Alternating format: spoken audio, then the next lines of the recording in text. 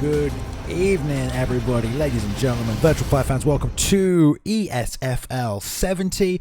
This evening, we are going to get it on. Another title fight, another PlayStation 4 card here for you tonight. So sit back, relax. It is Sunday. It is time for some UFC 3 digital entertainment, some mixed martial arts of the video game variety. And I'm here, as ever, joined by my broadcast partner, Mr. Kingsley. How are you this evening, sir? I am doing fantastic tonight, Balin, because ESFL turned 70 in their fight cards, and my goodness, we have an amazing fight card for you guys. There's going to be so many excellent fights here. I can't wait for you guys to see them. Completely true. There are so many excellent fights. We've got Xbox exclusive. We've got a main event with title defense, of course, over here. And you might see Mr. Ed Parker's name over there. He will be joining us later this evening. He is fighting for the title tonight. Maybe some slight biases in the commentary booth. I wouldn't think so, but he will be here later as soon as he can. So he'll be joining us here tonight. Until then, we've got a whole bunch of excellent cards for you and fights. We've got some people making their debuts, some return names right here. We've got The Dream, Bunrock, Sir Poseidon, Cobra Kai, Dutch all making their debuts tonight. Then we've got Nico Goat taking on the Northern Fella, Mati London taking on Michael Atkin, Davican taking on Cause of Death, Rayhan taking on God of Nugs, and that's just the undercard, people. Then we've got an Xbox exclusive. Peyton is fighting Combo. Great matchup right there. Beautiful matchup. Both guys 3-1 right now. That's going to be great. At bantamweight as well, Gonzalez is taking on Kaif Exer to kick us off in the main card. Then we've got Gorisson taking on Professor right after that. Then Colton Moccasin taking on The Punisher. Then we got Papadoc coming back to take on Borrachina, the GOAT. Currently 2-0 undefeated right now, heading that main card. And then we've got a PS4 #1 contenders match where we're going to decide in our co-main event who will fight for the belt, with Bartholomew currently 3-0. No one's taken him out yet, Kings. No one's taken him out. Undefeated so far this season. He's fighting Advaidax, who is coming in 5-4. 9 fights so far season 2, showing good class. Went on a bit of a skid, then came back with an epic streak. He is here in the co-main event tonight, trying to get another title shot in the mix because he wants it and he's hungry for it. Looked great in his mask matchup. And then in the main event, like we said, it's in the title. You know what it is. UFC ESFL 70. Unibot taking on Ed Parker. Great matchup right there. Unibot defending that title. It's going to be epic, Kingsley. What more can I say?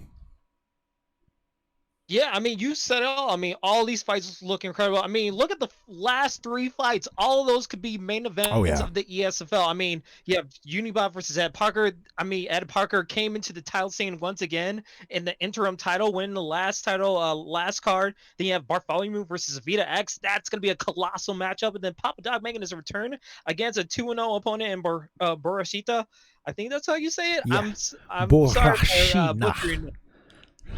I'm probably wrong as well. I have no idea. I'm just kidding.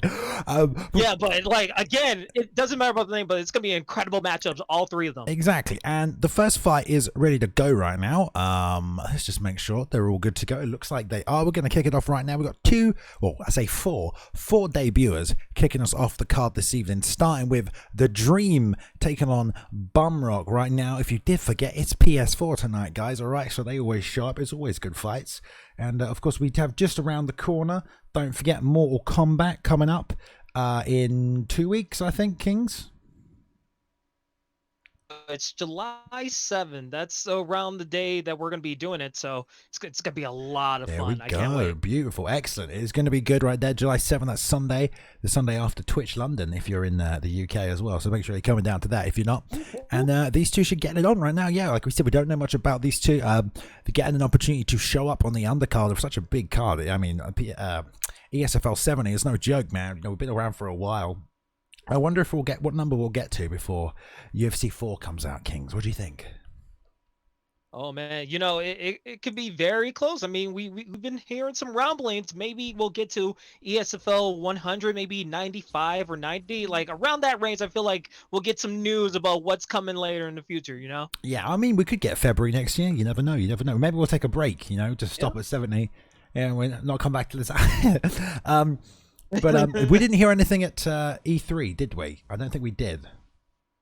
I don't think we did. All we heard is that new consoles are on the way, and you know, there maybe some companies are holding back information just so the new consoles could come in. Then they unleash some new. That's true. Yeah, if you look at these esports or EA Sports fighting games, they've always been kind of cutting edge in terms of their, you know, motion capture technology, at least initially, right? Like Fight Night 4 and Fight Night 3, when that came out, I mean, that was a next gen video game right there. That was insanely good, and obviously they've kind of kept it in the same engine, and it still looks great, but and they definitely have improved visually with time. But we'll see, maybe they are waiting for the new consoles. You never know. That's not a bad thing. It'll probably release on both, I reckon, but you never know.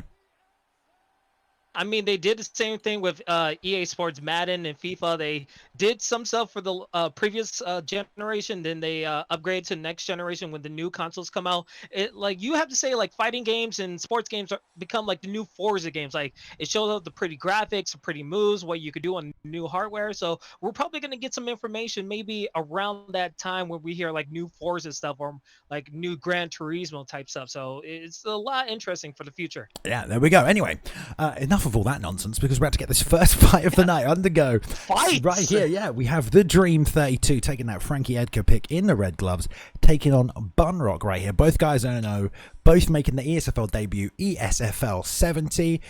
In for a night of good fights, guys. Sit back, relax. Let's get it on. These two showing up for their debut, and let's see what they've got. And side note for the Dream, he's ranked number 14 in ranked championship, so he's a high top prospect in the ESFL. Let's see what he does here.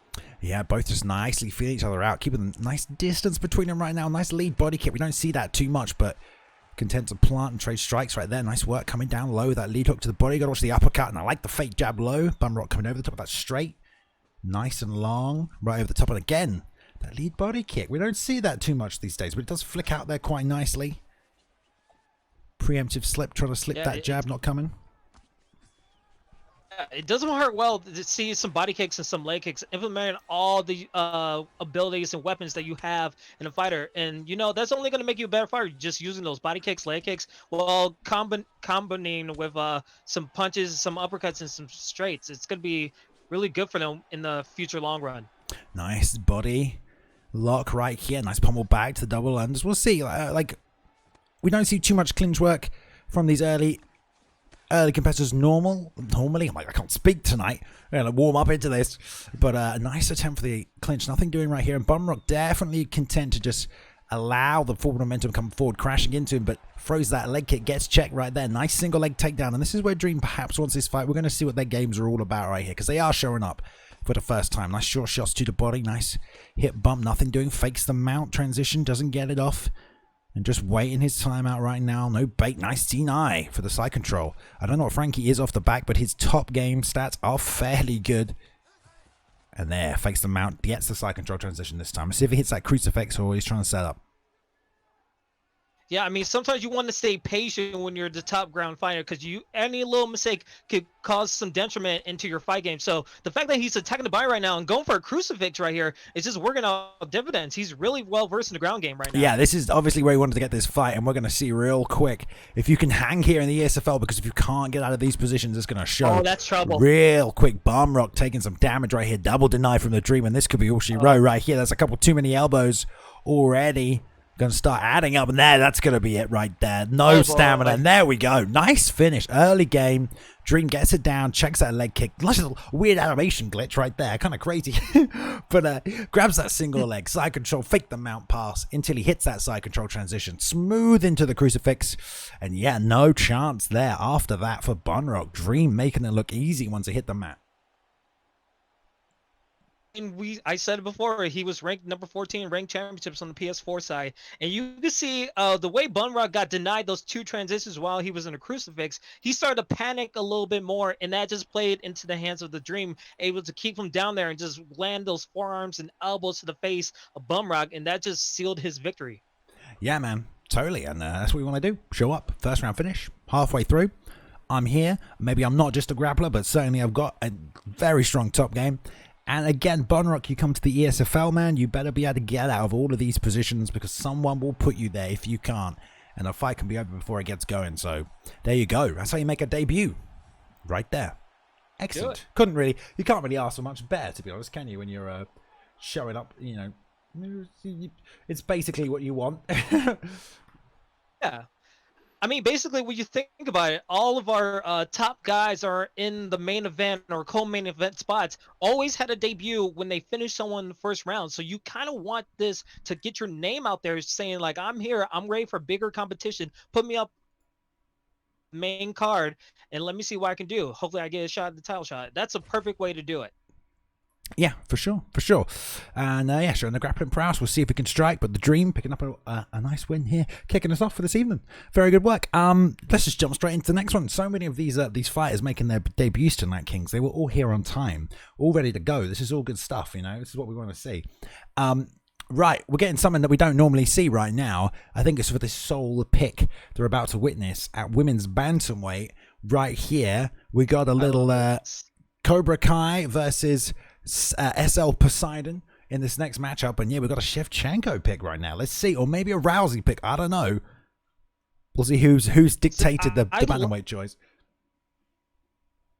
Yeah, absolutely. I mean, I love the women's bantamweight. There's so many options that you could use. Valentina Shevchenko is my main pick. She could do everything. Her main game is to clinch. She could strike with anybody, and her stamina is really, really good. With you have a Ronda Rousey, who could be a grappler. You have Amanda Nunes. You have Holly Holm for the reach and the striking, and then you have Chris Cyborg, who could do everything she wants standing up. So there's so many avenues that you go to the women's bantamweight. I just can't wait to see what they do. And it seems like we're going Rousey versus Shevchenko. Man, I so like this. This feels fresh right here. Like I don't think I've ever commented on a women's bantamweight fight. Certainly not in recent memory here, so I'm excited for this one. What a matchup. I mean, if you're a pure grappler, Rousey, you've got all the tools you need, especially get them takedowns from the clinch. She's got fantastic trips and throws from the clinch, and then submission game on the top, just real good as well. So we'll see, man. SL Poseidon, Cobra Kai Dutch right here. Cobra Kai never die, obviously, but they're both making their debut, both 0-0 right now, obviously, and yeah, we'll see. We'll see if there's another striker grappler matchup, what game plans they try and implement, but let's get it going. Second fight already.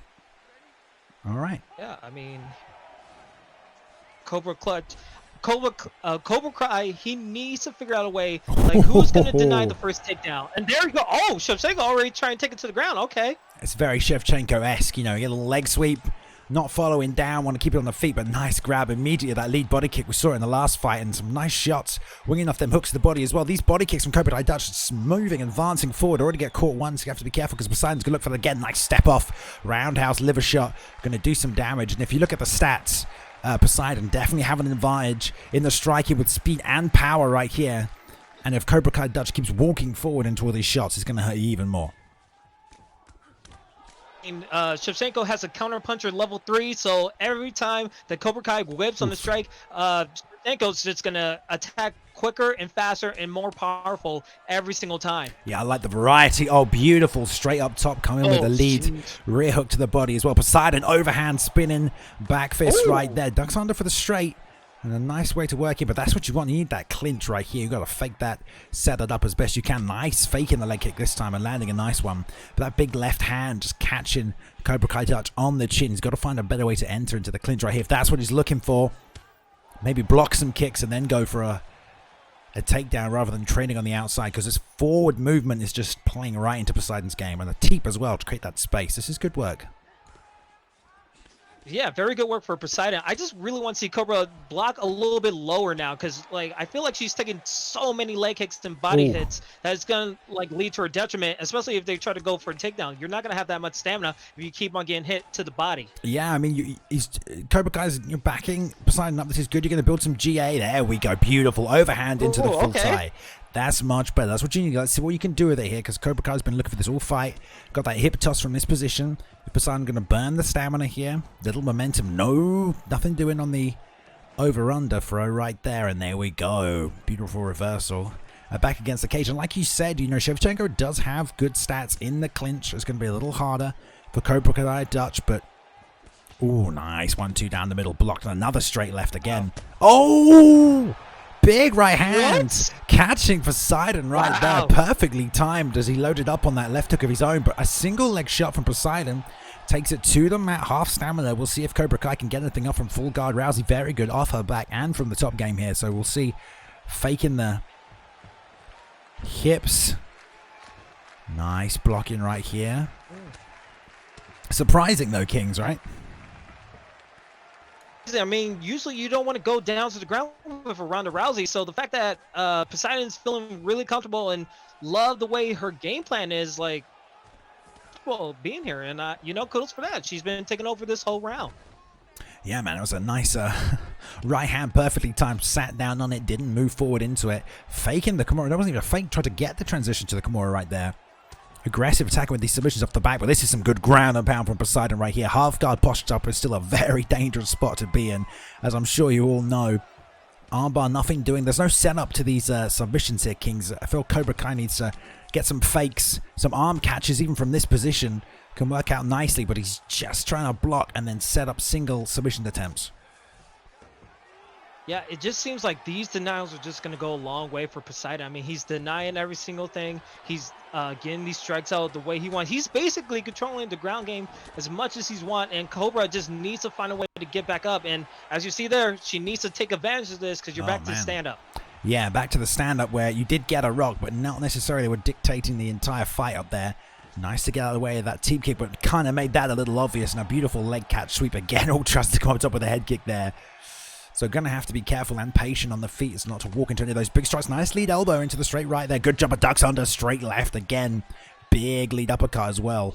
And nothing following. Now faking nicely. Oh, the overhand misses though. Ooh. This is what Dutch needs. And good pull counter, straight left. Double hooks to the body as well. So Poseidon kind of dictating this stand-up striking. Ooh, stayed in the pocket a little too long after that knee though.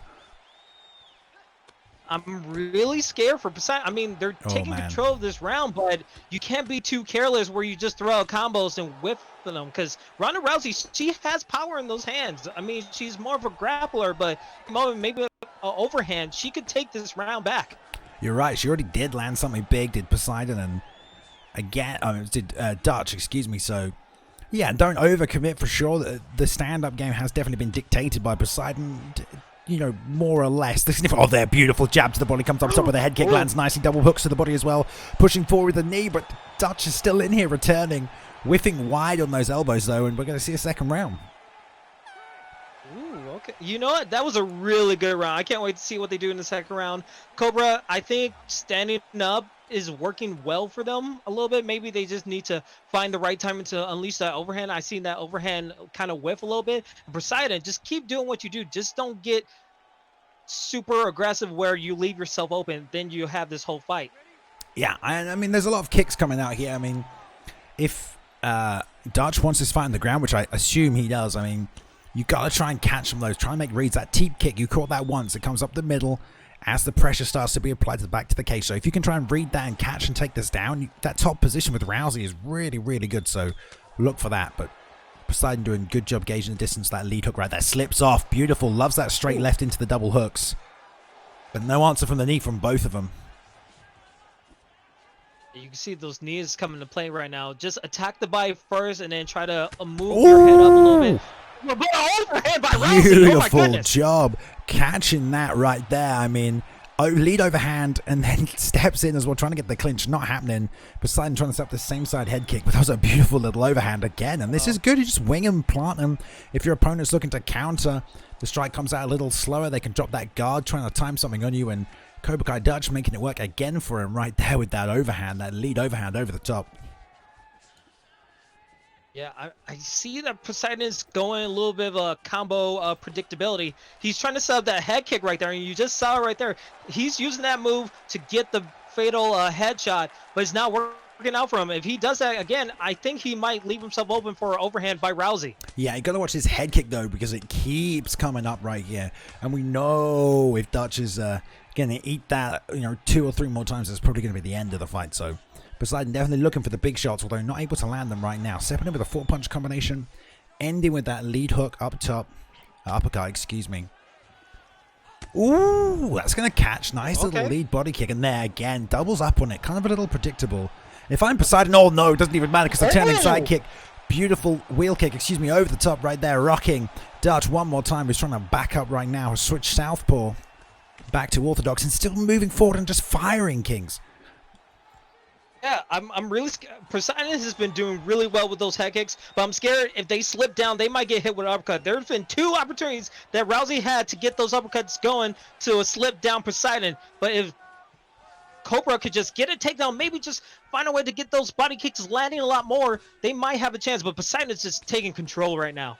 I feel like this is a real-time clock we're dealing with here, if I'm not mistaken. I think so. Seems we're not even halfway through the second round. Yeah, it doesn't matter. I'm sure it won't last for too much longer with both of them. Fun fight, dropping the stamina. Oh, beautiful slip under the big left hook miss, but it came back there with the lead hand catching the rock and Cobra Kai one more time, whose body is now taking some serious punishment.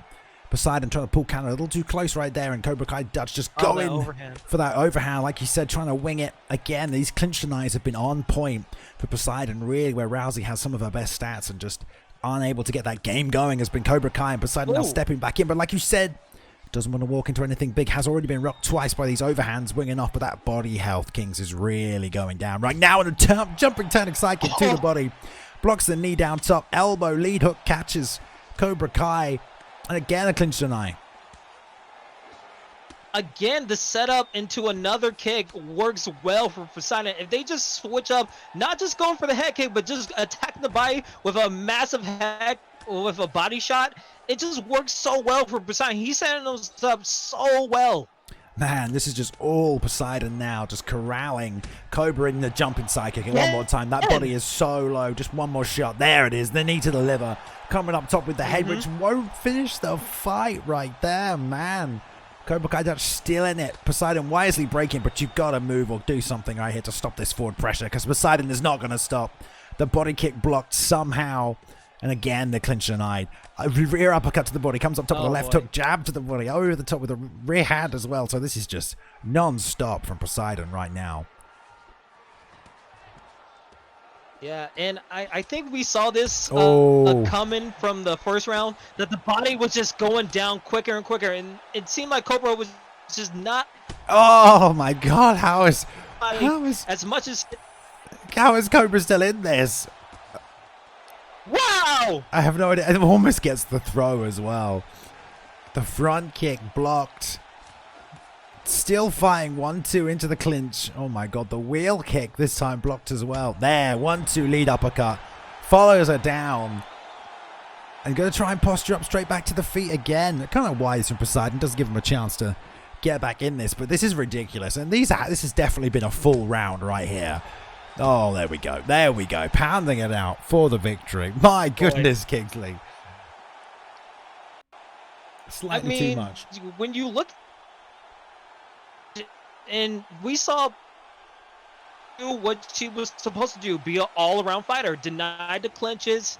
Attack the body. Able to defend those clinch attempts. Rousey was just out of her game. She was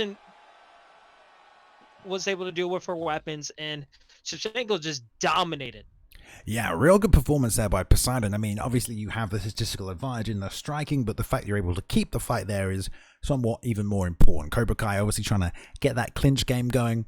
It did hit the map for, some brief, like maybe a minute and a half of gameplay right there with Poseidon on top, just completely dominating that the ground game as well, just posturing up, landing big shots. So unfortunately for Cobra Kai Dutch, showing up here at the ESFL debut, but just unable to get any kind of offense going.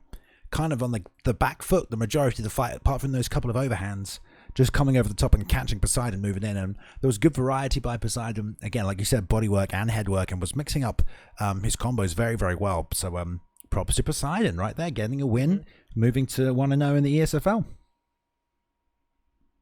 Yeah, I mean, sometimes that's what you gotta do when you're Poseidon and you're feeling like you're taking control. Get out that predictability with your combos and just attack the body, deny those clinches, get your opponent to be uncomfortable when they're aggressive, but they're not really doing that much damage where you're in trouble. So kudos to both fighters. It was a good fight. I'm ready to get on more into these other fights because it's just only going to get bigger from here. Yeah, I agree. And speaking of other fights, we are ready to move on. Throughout this card, we're now moving on to those fighters who have already fought here in the ESFL. And right now, we've got a couple of lovely gentlemen, Nico Goat and the Northern fella, ready to go head-to-head at middleweight. Nico fella right now, I believe, is 1-0, and the Northern fella, 0-1. So someone's looking to pick up a win for the first time. Someone's not looking to let that O go. Is Nico Goat right here as 1-0. Northern fella 0-1. That was very complicated. It didn't have to be. Yeah, I mean, with these guys, there's nothing complicated about it. I mean, someone's trying to get their first win, and someone's trying to avoid their first loss. So there's a lot of big stakes in here. I mean, one win or crushing loss could like dictate how far you go on this ESFL fight card. So this is a really big fight for both gentlemen right here, and we can see the middleweight division. Zachary also the ESFL meta pick, Yeah. and Oh, double. what Nico? Oh, mirror. We got a mirror here. Not surprised, really. I mean, we've seen Jacare just, even in fights you're losing, just knock someone out clean with some crazy front kick or big right hand. You know, it just happens. It's kind of, he's almost blessed to a certain extent. I'm not surprised. But yes, Nico go 1-0 right here, winning his debut, and Northern Fella 0-1. So really, it can go either way, I feel like, in your debut. Lucky enough to get another fight back here is a Northern fella. Not going to let it go again. You can believe that. And I believe this is, I want to say Polish, or, I mean, it could be Russian. But we have some more European/international fighters gracing the ESFL Octagon this evening, which is always nice to see as well. Yeah, I mean, like, you know, I mean, this game is a very global game. It fighting games just attract to everyone around the world. I mean, no matter what language you speak or what you want to do in your life, fighting games can bring us all together in this little bubble, and we can just all have fun here. So I can't wait to see what these guys do. Isn't that nice? Yeah, we'll see. Well, like we always talk about the ESFL jitters, obviously they both had the first fight, both out the way right now. So we'll see how it goes. I mean, you can really take Jacare and implement any kind of game plan you want, whether that's a submission, you know, attack, or even just using Jacare to counter that and just using the power that he has. Doesn't have the best footwork, but obviously if you're mirror matching, it is negated, isn't it? It's cancelled out. So we'll really get to see who's got what it takes to stick around, because, you know, if Northern Fella goes to 0-2 with as many fighters as we have at the ESFL these days, it's probably not going to get to stick around. And Nico 1-1 will probably get another fight, but if Nico goes to 2-0, well, that's pretty impressive. We'll get some serious competition for Nico in here. So we'll see. Nico in the red gloves, the Northern Fella in the blue gloves. ESFL 70. Let's get it on. No touch. And I feel like the main key aspect of this battle is going to be who gets the best denials. Who are going to get the more denials against their opponent? Already, I'm seeing the Northern fella really pushing forward, really being aggressive, trying to step in with that jab over and over again. And Nico here just being real patient, lots of teeps and lots of just stationary strikes, just catching Northern fella as he's moving, and no attempt to meet him in the middle. Oh, stepped in right there and ate a 1-2 as he's following up. But this is some good patience again with that pivot out right here. So this is patient work by Nico, looking a lot more composed with a win under his belt right here. And Northern fella already just whiffing that overhand way on the outside right there. And again, and a left hook to follow. And another teep. This is really going to cost the stamina of the Northern fella if he keeps up with this kind of a pace and keeps whiffing these shots.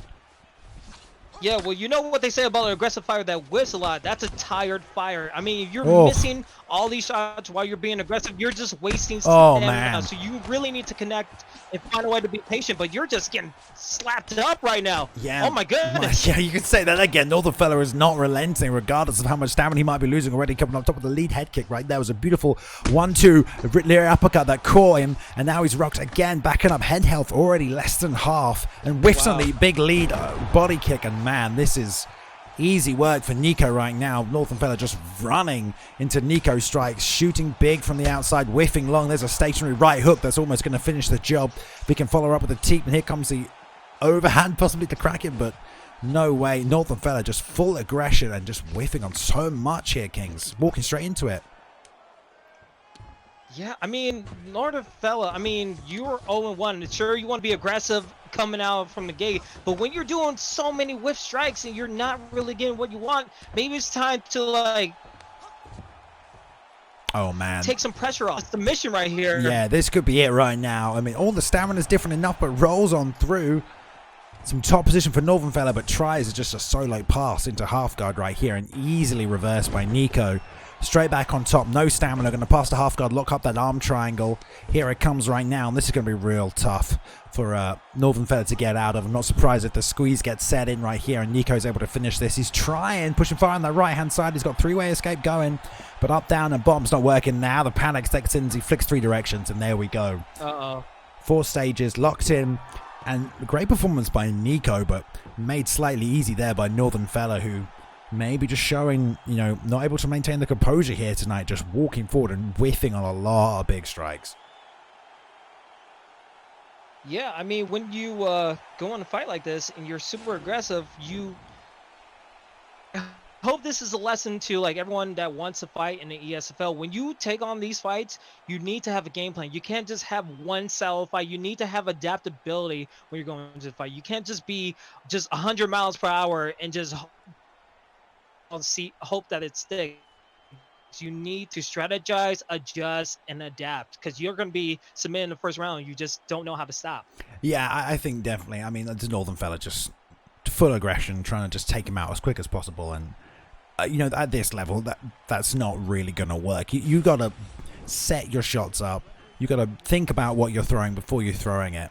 And you can't just go forward the whole time in a straight line without fakes or feints or stuttering or changing up the timing and momentum of your attack, because it just makes it very easy for your opponent to just read exactly when you're coming in and just pick the right shot at the right moment to counter you. So good work by Nico, staying composed, moving to 2-0 right here in the ESFL. And hard luck to Northern Fella showing up tonight, putting in a fight, but definitely got some work to do, I think, before taking on more ESFL competition if we see him back for another fight. And also, side note, I got some insider information that it's actually, in all the words, it's actually Polish. So I said Polish, did I not? Kudos to Nico and Northern Fella for that good fight. I know my Polish, apparently. Let's get some confirmation from other sources that it is Polish. There we go. There you go. Not bad, not bad. Right. Moving on. We've got plenty more fights coming up this evening, guys, so don't go anywhere. Right here, we're going to take a trip to the middleweight division, I believe, next, with Mr. Matty London, somebody else here who dropped his first fight in the ESFL, looking to come back and show that he's got the stuff to make it happen, representing, I don't know if it's Matty London, it's Matty LDN, I assume that's London, so I'm fine with Matty representing London tonight as long as he shows up. But if he's going to be fighting this man, Mr. Michael Bisping, then that's going to be, you know, a little bit of, you know, home turf for him. But he's fighting Michael Atkin right here. Michael, 6 fights so far this season, 2-4 right now. So although this is Matty's second fight, he lost his first one. He's getting up against a bit of a veteran here tonight, Kings. Yeah, I mean, we know Michael Axon, aka Epic Trolls. I mean, he's known for crazy fights, going with these crazy strategies. I mean, he was 1-4. He got his last win in ESFL 68, so he's looking to make it a little bit of a winning streak, maybe go back-to-back wins. Well, Madeline, he needs to get a win to go further on in his fight card, so it's a very tough fight for both guys. Let's see what happens with Nate Diaz and Michael Bisping fight selection. Yeah, I should also point out I have no idea if it's Matty London. Obviously, that's just me like hoping that Matty's repping London tonight. Like, it could be anything, so don't take my word for it. But there we go. They're going to touch him up. Ooh, lovely 60 FPS right here, and we're going to see how it goes. Matty in the blue gloves, 0-1 right now. Michael in the red. Epic Trolls, as you said. And one thing we know about Epic Trolls is he will not stop coming forward, taking Bisping tonight with all the stamina. Matty having to go Nick Diaz maybe just to counter that, because he knows Trolls is not going to stop. And here he's coming forward with the 3-punch combo. Whiffing a little bit on that rear uppercut. Can't have too many of them. And a nice side kick by Matty, creating the space. A nice slip straight left hand as well. Good work. This is good composure. And definitely wants to just try and counter that forward pressure. Don't want to be walking forward into those straight shots of Michael. Nice straight left. That patience and maybe attacking the body a little bit, trying to take down that stamina. So when Michael's getting this aggressive, he'll lose body shot after body shot and being patient. So it's so far, it could be a good game plan for him. Yeah, we'll see. I mean, the patience will definitely. We'll see if how much damage he takes by sitting this much on the back foot. That leg kick is working into that straight right hand over and over again by Michael. It's going to add up very, very slowly. It's like getting hit with a jab. You know, that lead leg kick doesn't do too much damage unless it's an intercepting strike or catching your opponent as they're throwing, like right there. That did a little bit more, a little sting on that one. But again, nice plant right there by Matty. 1-2 right down the middle. And just more of that. Some straights to the body would be good. Got to watch that rear uppercut, though, if he changes to the body right here. And there's a big left hook over the top. Pull counter just a little short there for Michael.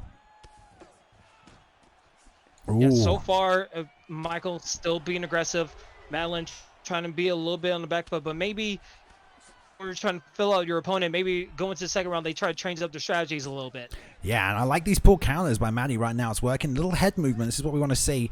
That outside leg kick's going to keep working. There's a nice check lead left hook right there. Big power on that from Bisping. And oh, the rear roundhouse catching him on the end of it. The head health real low right now. Maddie's going to recover. Boy, a beautiful little rear roundhouse. Just catch him on the end. A little 3-punch combo. Didn't see that coming. Flicked up there nicely off the same side straight.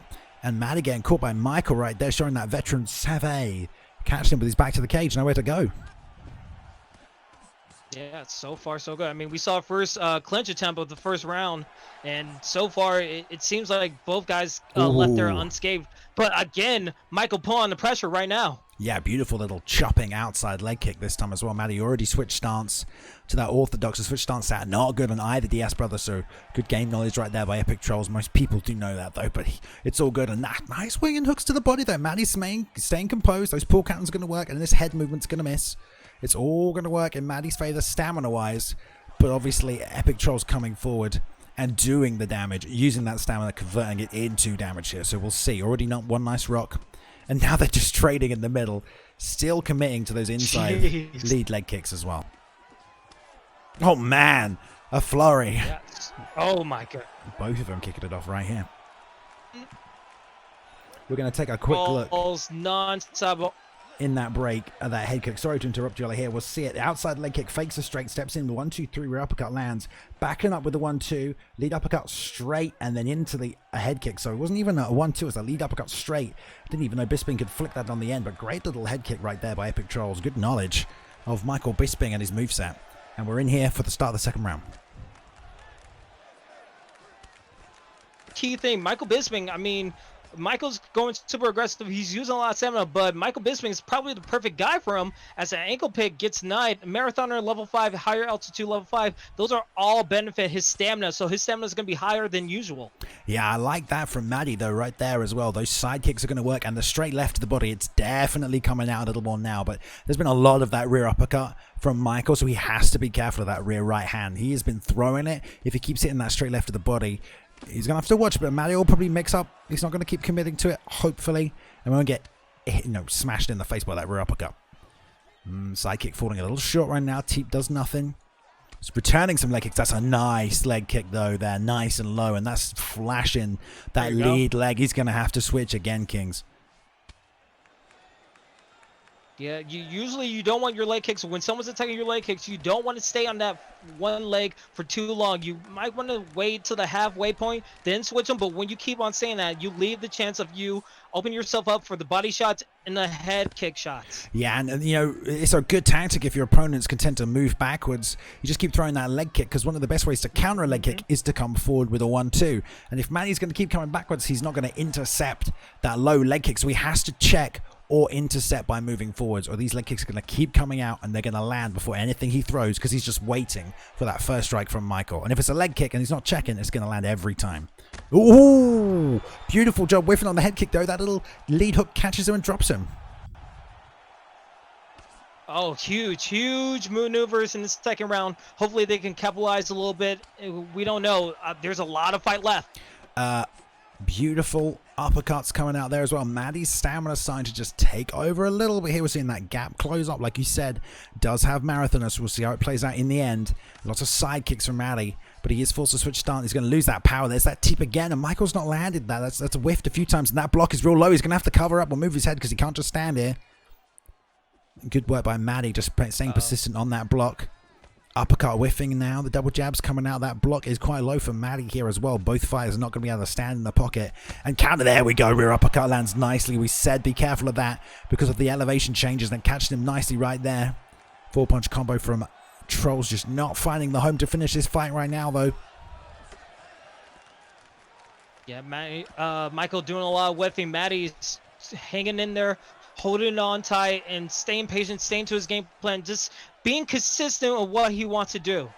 Doubling up on that lead body kick was Michael right there. Maddie making the read on the second one. Nice catch. Returns with a cheeky little lead hook, and the head health starting to dip away right now on Bisping. Michael's no block, and there's a big lead uppercut with only 1 second left. He can't capitalize on it. Ooh. Oh, there's the whiff. And he jabbed him first, but the big right hand. Doesn't need that southpaw stance to generate enough power to drop him right there, Kings. On this third round, you need to put all your marbles in this bag right now. You have to leave it all out there because there's no tomorrow. You need to win this round. I like a little more patience from Epic Trolls. I know I'm asking that, you know, quite silly because I'm not going to get it in there. Just 2-3 lands beautifully, just as we say it. You know, a little patience, a little countering would go a long way right here, but Maddie is now the one who's pouring on the pressure and moving forward, knowing he has the stamina. Also, beautiful pull counter. Didn't hit him with it, though.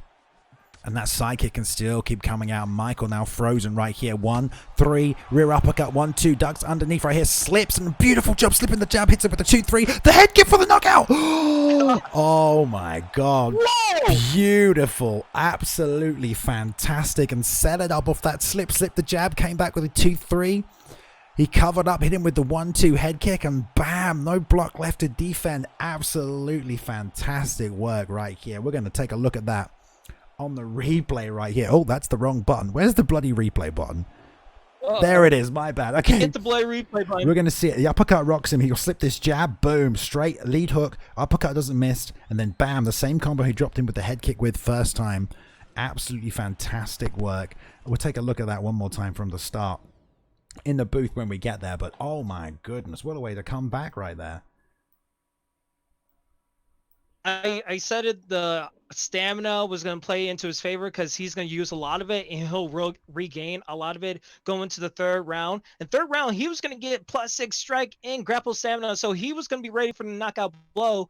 And there was, I mean, if I'm Madeline, I'm just like, we should have had that fight, should have been a lot more patient. But Michael, kudos to both fighters. That was a hell of a war. Yeah, man. We'll take a look at it one more time.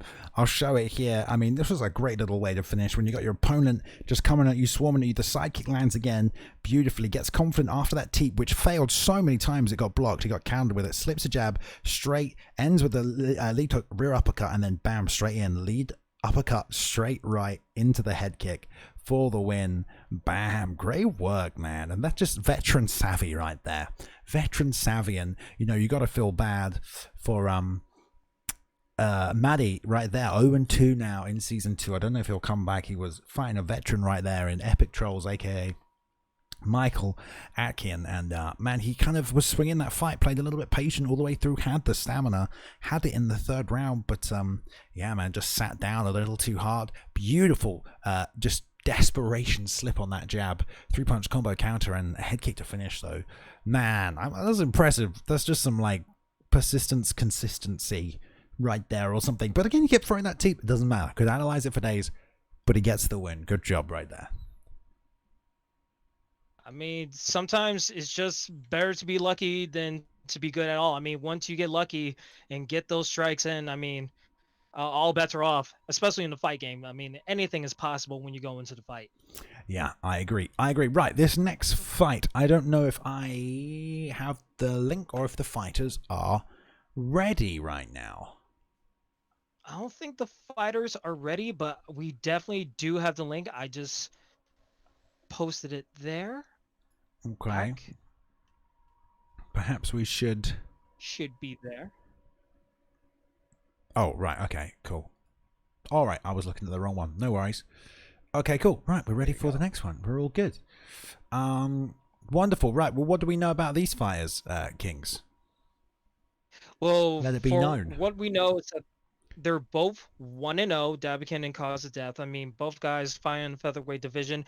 If they get another victory, they're going to go higher and higher in the main card. So both guys really put on the show. I mean, especially after that last war, you definitely want to come after this fight and just go all out. Maybe try to implement, maybe get some of the nerves out. Because usually, again, ESFL nerves for your first debut of Season 2, you want to get that second fight, get back in your comfort zone, and get ready for that game plan for your next fight. Right. It might also be more than likely that Dabikin has perhaps fallen asleep in the locker room.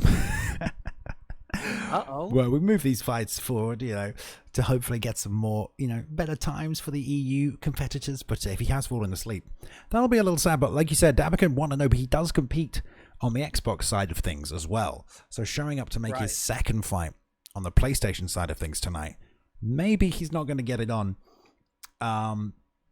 So let's move on. Let's just put this fight on the back burner for now. Yeah. Let's move on to the next one because we know that they are ready. God of Nugs and Rayhan are going to put on a show for you guys, so don't worry about that.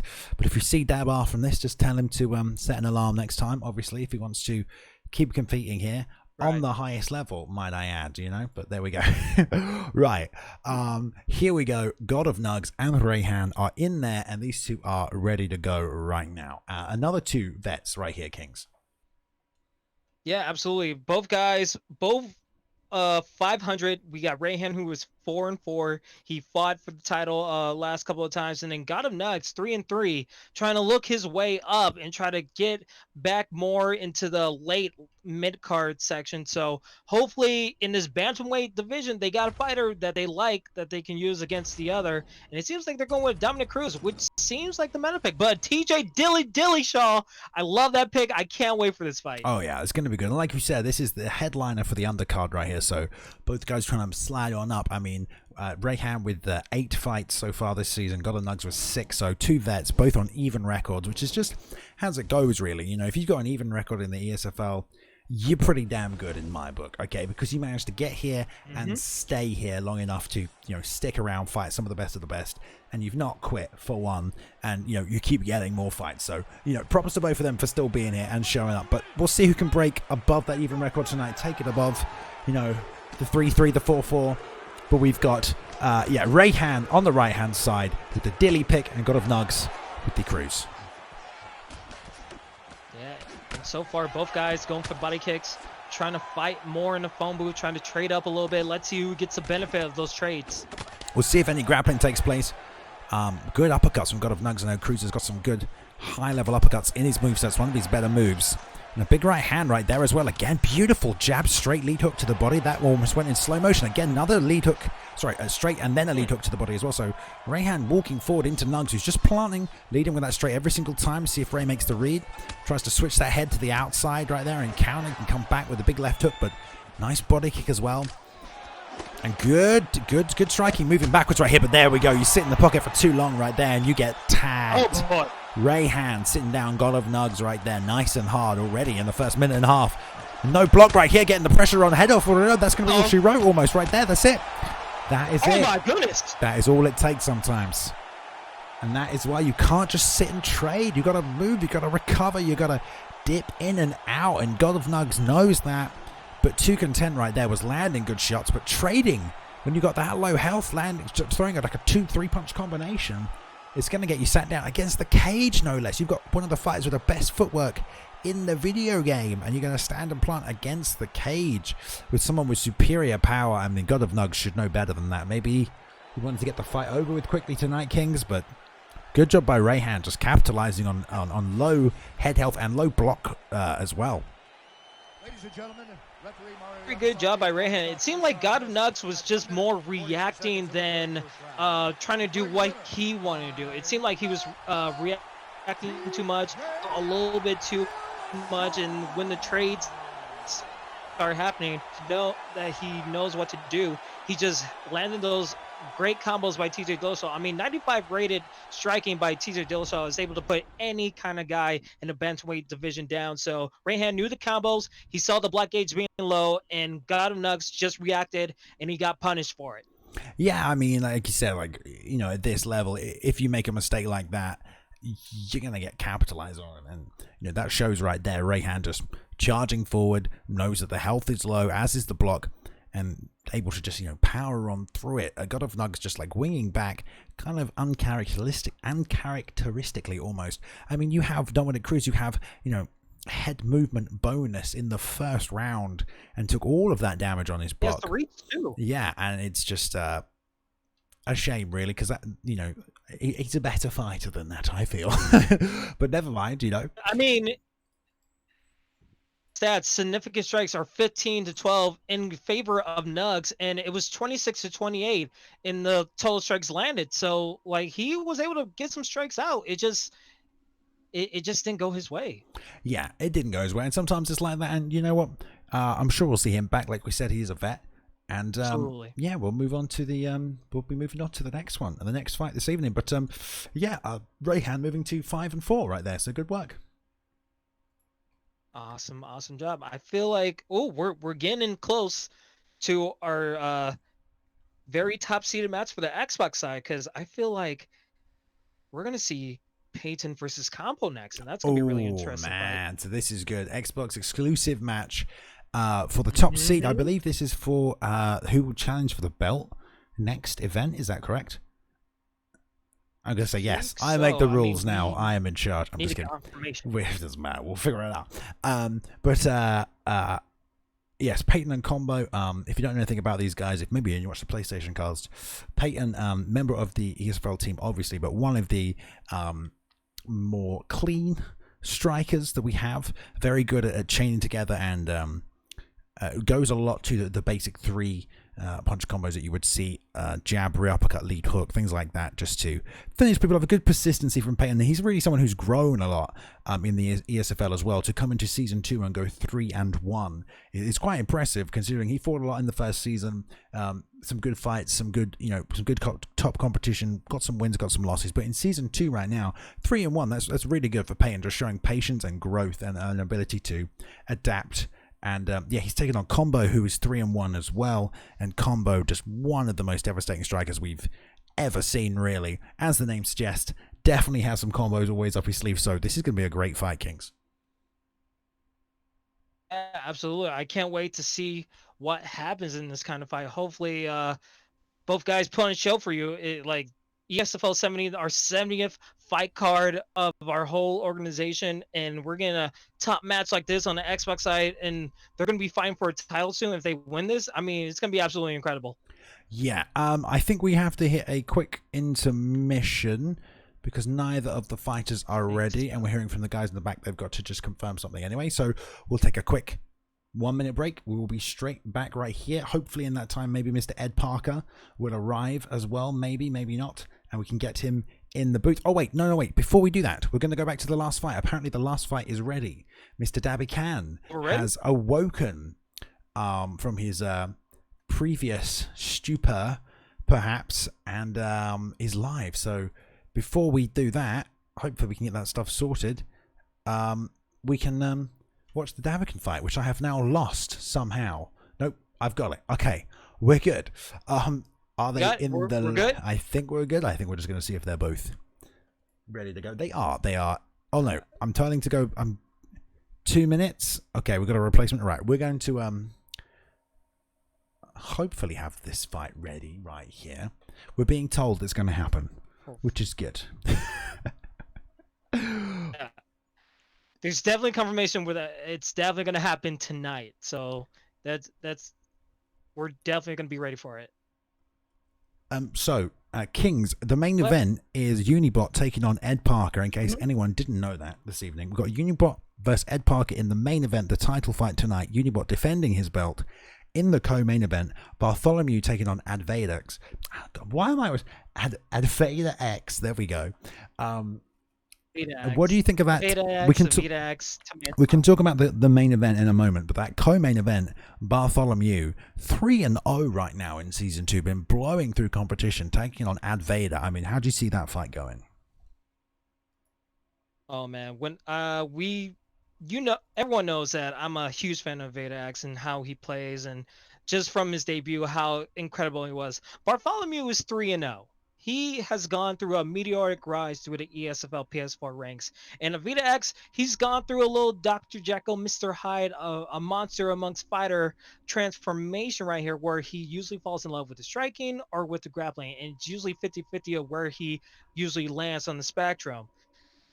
Now with Bartholomew, he's been proven to fight with the big dogs and able to get those victories. I mean, he's 3-0 for God's sakes. I mean, the fact that he's facing a Vitax, who's been a staple in the PS4 division, especially in the title picture, this is a big fight for both guys. It's a test for Vitax to say, is he still the top guy around the PS4 star, or is it time for Bartholomew to go up to the ranks and climb atop that tall mountain, which is the PS4 title picture? Because there's a lot of crazy things happening with the title picture. I mean, there's so many great competitors go into it, and this co-main event fight can answer a lot of questions that we have for this division.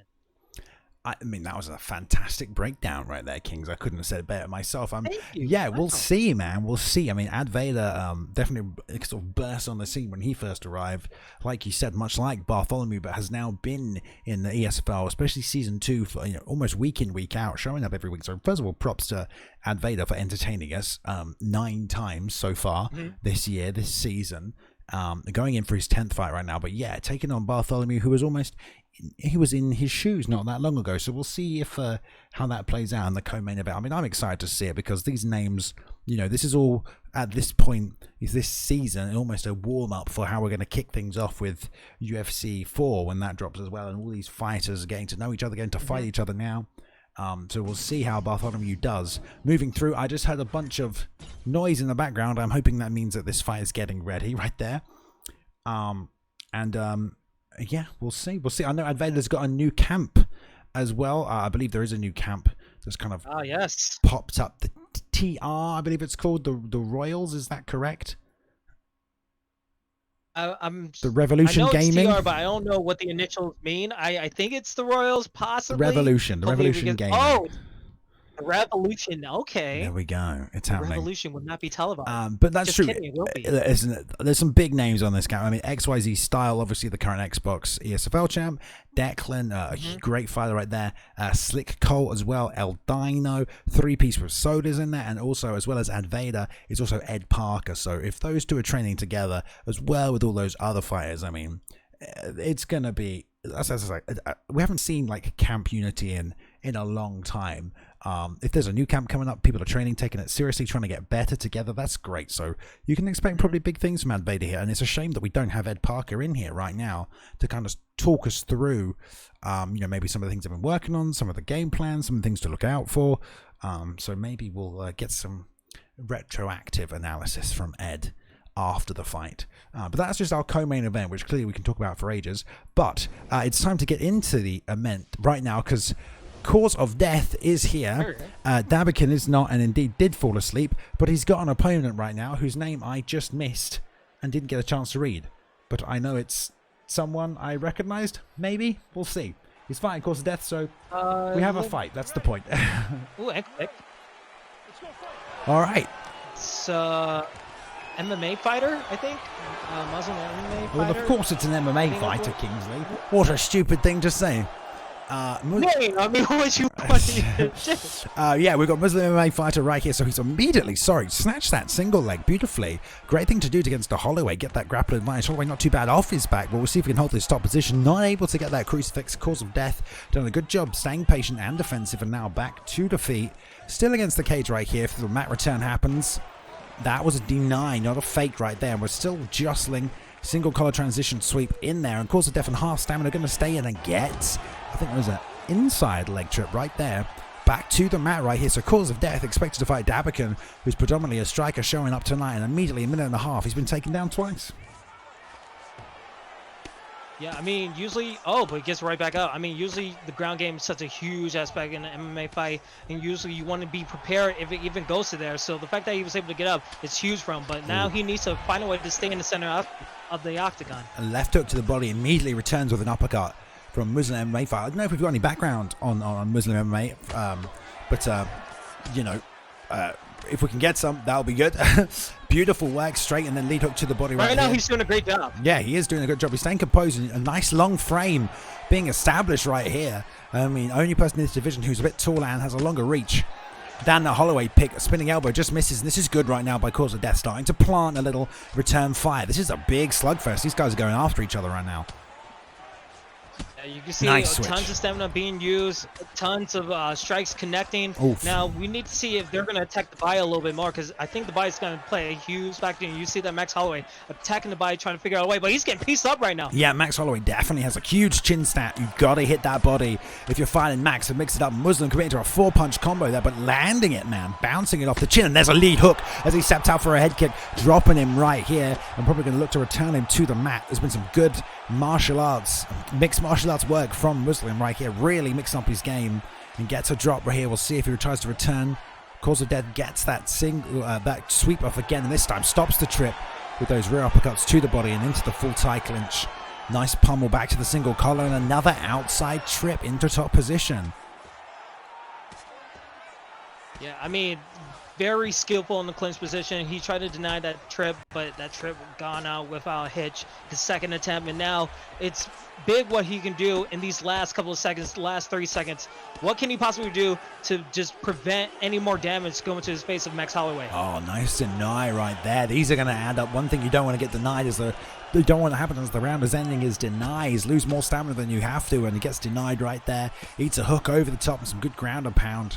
And again, having to work to get back up with 10 seconds left. There's a lead head kick coming out, but nice block.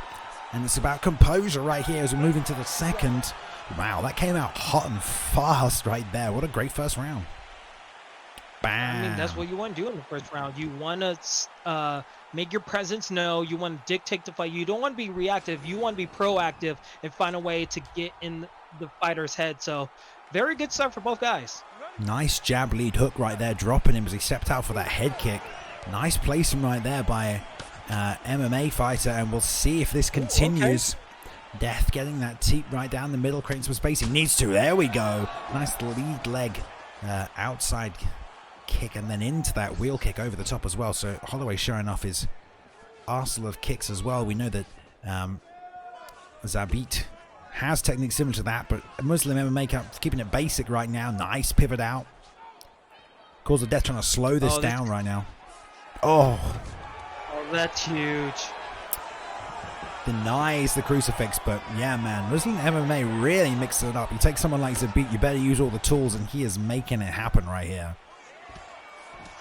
I mean, Cause of Death had a great game plan. He was staying to the center of the octagon, but when he let his guard down for the grappling attempt, he just got tripped, and now he's in a world of pain right now against Zabit. Yeah, full mount right here for Zabit. Cause of Death trying to belly out, gets that little bump back to half guard.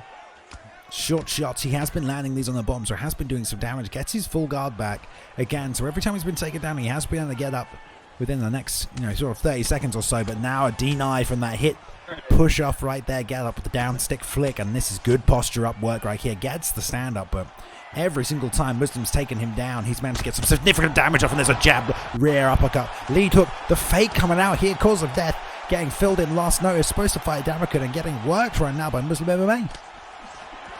And an insult to injury with the taunt, just not even going for the downed opponent. He's just feeling comfortable and just landing with these huge strikes right now. Oh man, 1-2 down the middle, rear uppercuts again, dropping him against the cage, trying to pound him out for the finish. He's still in it, his Cause of Death right here, but this is good work from Muslim. He's probably going to try and get it back to the mat. Fakes the break into the full tie, pummeling back down to that single collar right here. You have to be careful because the trip is coming as soon as he starts to stop blocking these. Full tie break and a lovely single leg shoot. This is a real arsenal of attack from Muslim MMA right now. For Cause of Death, it might be when the time of death is, because he's pretty much getting beat up in this second round, just getting takedown after takedown, and he's just getting just assaulted with these punches right now. It's just so much punishing. Yeah, and Holloway has a really good chin, very good health stats. If he can survive, there's been a lot of stamina exerted right here from Muslim. Cause of Death maybe not out of it yet, as long as he can keep moving, sticking, get some straight lead uppercuts in there, something just to keep that pressure off. We'll see. He's in this top position now, double fakes, gets the posture up, foot on the hips, doesn't stop it, and they're back to the feet. So we'll see, man. 20 seconds left in this second round. Oh, rear uppercut, left hook into the straight right, 3 body hooks, a knee coming over there, roundhouse nicely plied, but a switch back to the body, another switch to the body, another switch blocked this time, lead hook right hand blocked, and we're going into the third, Kings. I mean, Zabit did everything that he wanted to do, but now he needs to watch out because we're going to the third round, and Max Holloway has a higher altitude, level 4, so he's going to get a lot of stamina, but he needs to be careful going in this third round. Yeah, we'll see how this all plays out. 1 round left again. 3 or 4 times he's walked into that jab, rear uppercut, lead hook. I mean, Cause of Death needs to fake or feint his way in and pull that attack out. He can't just stand there because this reach of Muslim MMA has given us some problems. Big left hook to the body, rear knee, another left hook, straight right, drops him against the cage. A nice bow to show respect, but that could be all she wrote right here, Kings. Of course, Death gets up. There's a switch. There's not much damage he can take right here. I mean, it's a trade game right now. Zabit has the trade game advantage, but Kazadev, he's still fighting there. Kudos to him, but he just needs to find a way to just get some openings, because the more he uses that stamina, the more he's opening himself up for trades. It's just looking like a downed opponent right now. There we go. Jabber uppercut, left hook again. 2-3 hooks to the body. And again, we see MMA fighter not finishing the fight, you know. Don't always condone that kind of behavior in the ESFL. You show up to win, you better fight and win, you know. You don't want to drag these fights out, but definitely putting on a great performance right here, especially for a late notice performance. Just itching to get on the card, and gets up on the card right here. The 1-2 rock, the roundhouse to the body, the trip again right here. I'm probably going to look to finish from that crucifix position. Great performance. It's just menacing. It's just hurtful. I mean, the crucifix position, and he gets a denial, and it's just punishment after punishment. I mean, he could finish this fight whenever he wants to. It's just a matter of time. I mean, he can finish this fight right now. He should just finish this fight. There's not. He's making sure he's remembered. The guys in the back are telling me right now, just putting a stamp on this. I mean, cause of death right here. 1-0. Scheduled to fight Dabican, also 1-0, but cause of death, you know, highly touted. Did look impressive in his first fight, so, you know, coming out here to fight tonight, but it was an MMA, letting it be known, definitely got a full MMA game right here. Only a minute 45 left in this fight. Let's see if he can get the finish now, because there might be a little bit of defense with cause of death. You know, he might not want to let this end right now. Right. Oh. Looking like constant forearms and punches are just landing. Zabit is just trying to find a way just to damage while not even trying to finish the fight. Yeah, just like, how much can I do without actually finishing this fight? Like, how close can I get? This is where cause of death hits that spinning elbow, and the whole fight changes. Still throwing these lead hooks to the body, which are well timed. Oh, it rocked by a jab. It's not going to take much. One strike of anything. Oh my god, blocked though.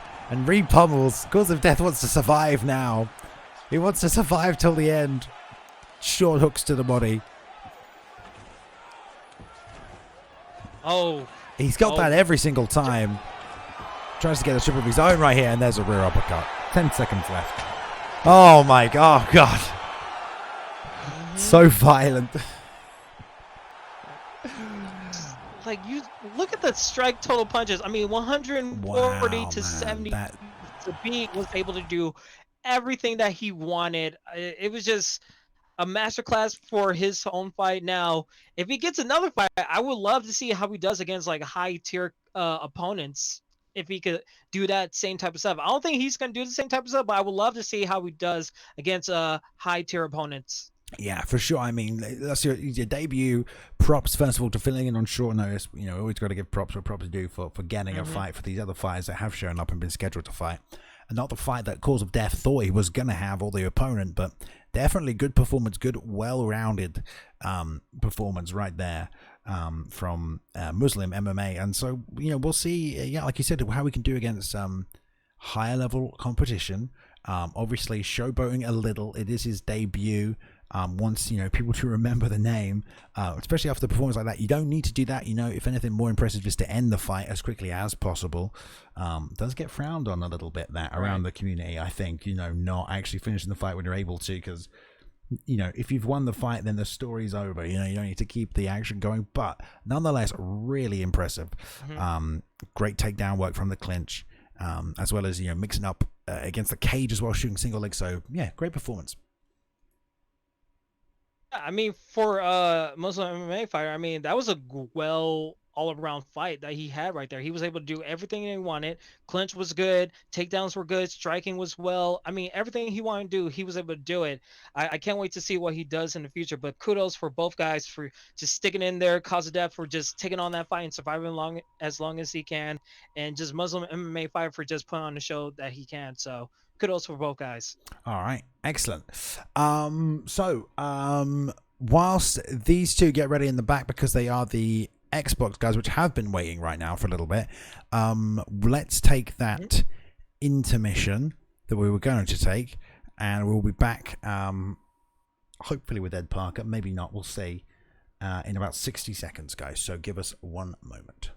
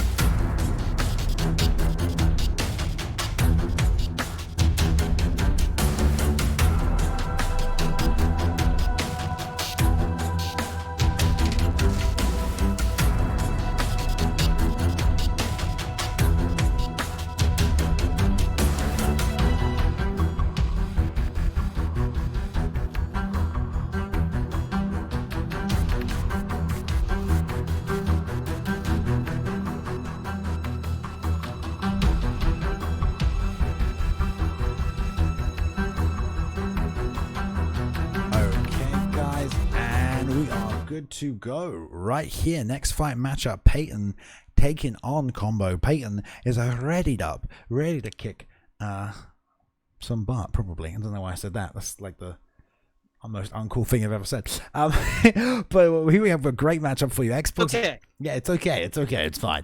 I'm going to say something stupid at some point. We have, Peyton and Combo Xbox exclusive matchup right here, guys. So we've got Peyton 3-1, Combo also 3-1. Look how many times these guys have fought each other, man. Oh, absolutely insane. Now, we talked about Peyton doing really well this season, showing a lot of improvements. Like we said, 3-1, currently number 8 in the world in the ESFL on the Xbox side of things, and he is taking on Combo, who's 3-1, but also number 4 right now. So we'll see number 4 versus number 8 guy in the Xbox rankings.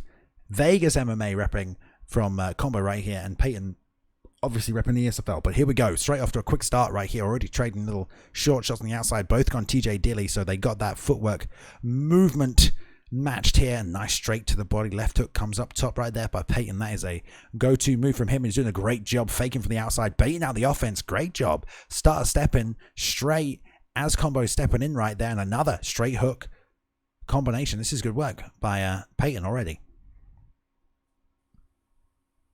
Are mixing up the levels. You see the body kick right there, just attacking the body and just switching up their levels where they attack the head, because the head's going to be open after you attack that body so much. These guys both know that the body is very important to their success. Yeah, I mean, you got to be careful just stepping in with that lead body kick. I think Peyton, he knows that. Nice, almost catching that head kick right there. Combo whiffing wide. Not like Combo to do that, and the teep down the middle, creating some space. 1-2 pivot switch out, and a 1-2 return with that lead body kick right there as well. So that's good work by Peyton. He's finding these little openings in the offense of Combo. He's waiting on Combo and countering really nicely there. All caught right there by Combo. Nice read.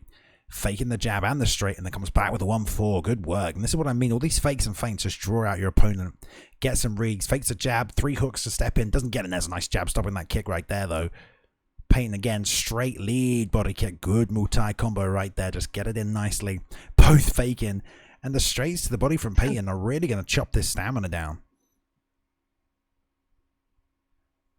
So, I mean, when you look at these guys, the distance is just playing such a huge factor. You see them both step in, knowing what they want to do, trying to find a way where they're timing their opponent to step in forward. Yeah, nicely talking. A good teep kip right there, stopping that pressure from Combo, who's planting that 1-4. He's coming over the top of that rear hook really nicely. Blocks the body kick, but shoots that single, doesn't get it. Peyton stuffing on top right here with the grappling stamina advantage. Going to really quick reset right here. The half guard, pull on top. And Combo, no strangers to the ground game in Vegas MMA, grappling with some of the best out there. Peyton's short shots right here, all them hours on the mat with Z-Hunter is going to count for something for Combo. And we'll see right now, double pump fake by Peyton. We can see Peyton's ground game here. Nice, patient work. This is someone who was predominantly a striker. Now on top, dropping big palms right here, elbow over the top. Great work by Peyton. And like we said, Peyton really a fighter who's grown leaps and bounds since coming into the ESFL, showing that right now. 3 4 fake, triple fake, pull down into that full guard recovery, trying to control the posture, doesn't get it, and Peyton just is content to sit and just power away right now from full guard. Do you just see those like little combo strings that he's doing with those fates and denials? I mean, those denials are just playing huge on Combo stamina, and he's able to get some punishment like with those forearms to the body and to the head. So that was just perfect from Peyton. Yeah, man. I mean, I like the full guard position. It's very defensive. You can just sit in it, be patient, and let your opponent make the mistake, or you know, they have to remove from that spot. So Peyton, you know, not trying to advance position, just content to sit, land damage from that safe full guard. I'm sure he's been there loads of times. And Combo not able to just get out. He was the one who shot that takedown. Obviously trying to mix it up. Felt he wasn't doing too great on the feet. And now look at this stamina as we go into the second round. This is, for someone who's won 64 to 15 of the fights, this is a little concerning right here for Combo. It's got to be beautiful duck under right there. Rips a straight right hand, but whiffs on that head kick wide. And Combo coming forward, unable to fully capitalize on it. The pull counter just a little too short, and there we go. The 1-2 gets countered with the straight right down the middle by Combo, who's now advancing the jab. Lead hook, pressure coming in, whiffs right on that big right hand, and already the stamina's recovered. And Peyton's back in, working on that block of Combo. So Combo, 2 big opportunities, not able to catch him in there. Peyton's coming back right here. Nice cheeky lead hook. And trying to preemptively slip that right hand. Nothing doing here, Kings, in this second round. Combo trying his best. Yeah, I mean, Payne, I mean, it's just going back and forth with the rocks. I mean, we know that it's 64-14 head to head, but Payne's just trying to take this. This is only one Ooh. fight. This fight just only matters all those fights. So right now, it's just Oh, so much nice back and slip. forth. You got it. Yeah, and this is really good work from both fighters right now. Combo finding a rhythm, finding the holes in Payne's game, slipping early, but gets caught right there with a straight right.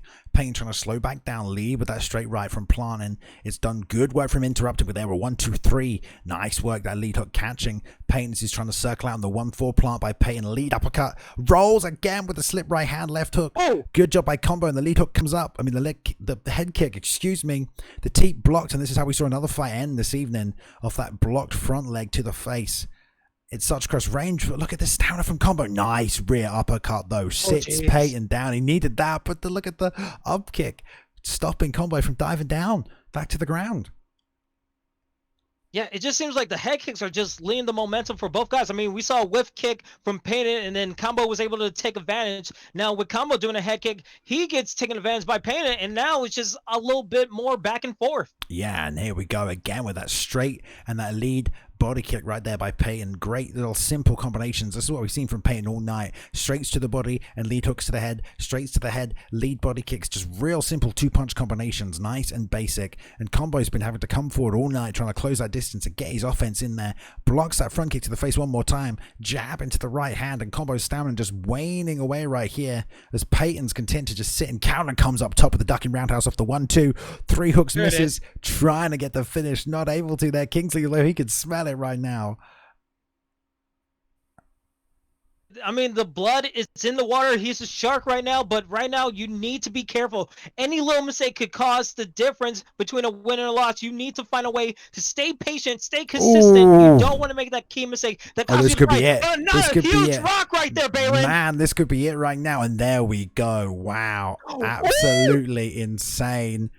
The non-stop onslaught from Payton to get the finish. Beautiful right hand straight over the top, and what a back and forth matchup between two veterans as well.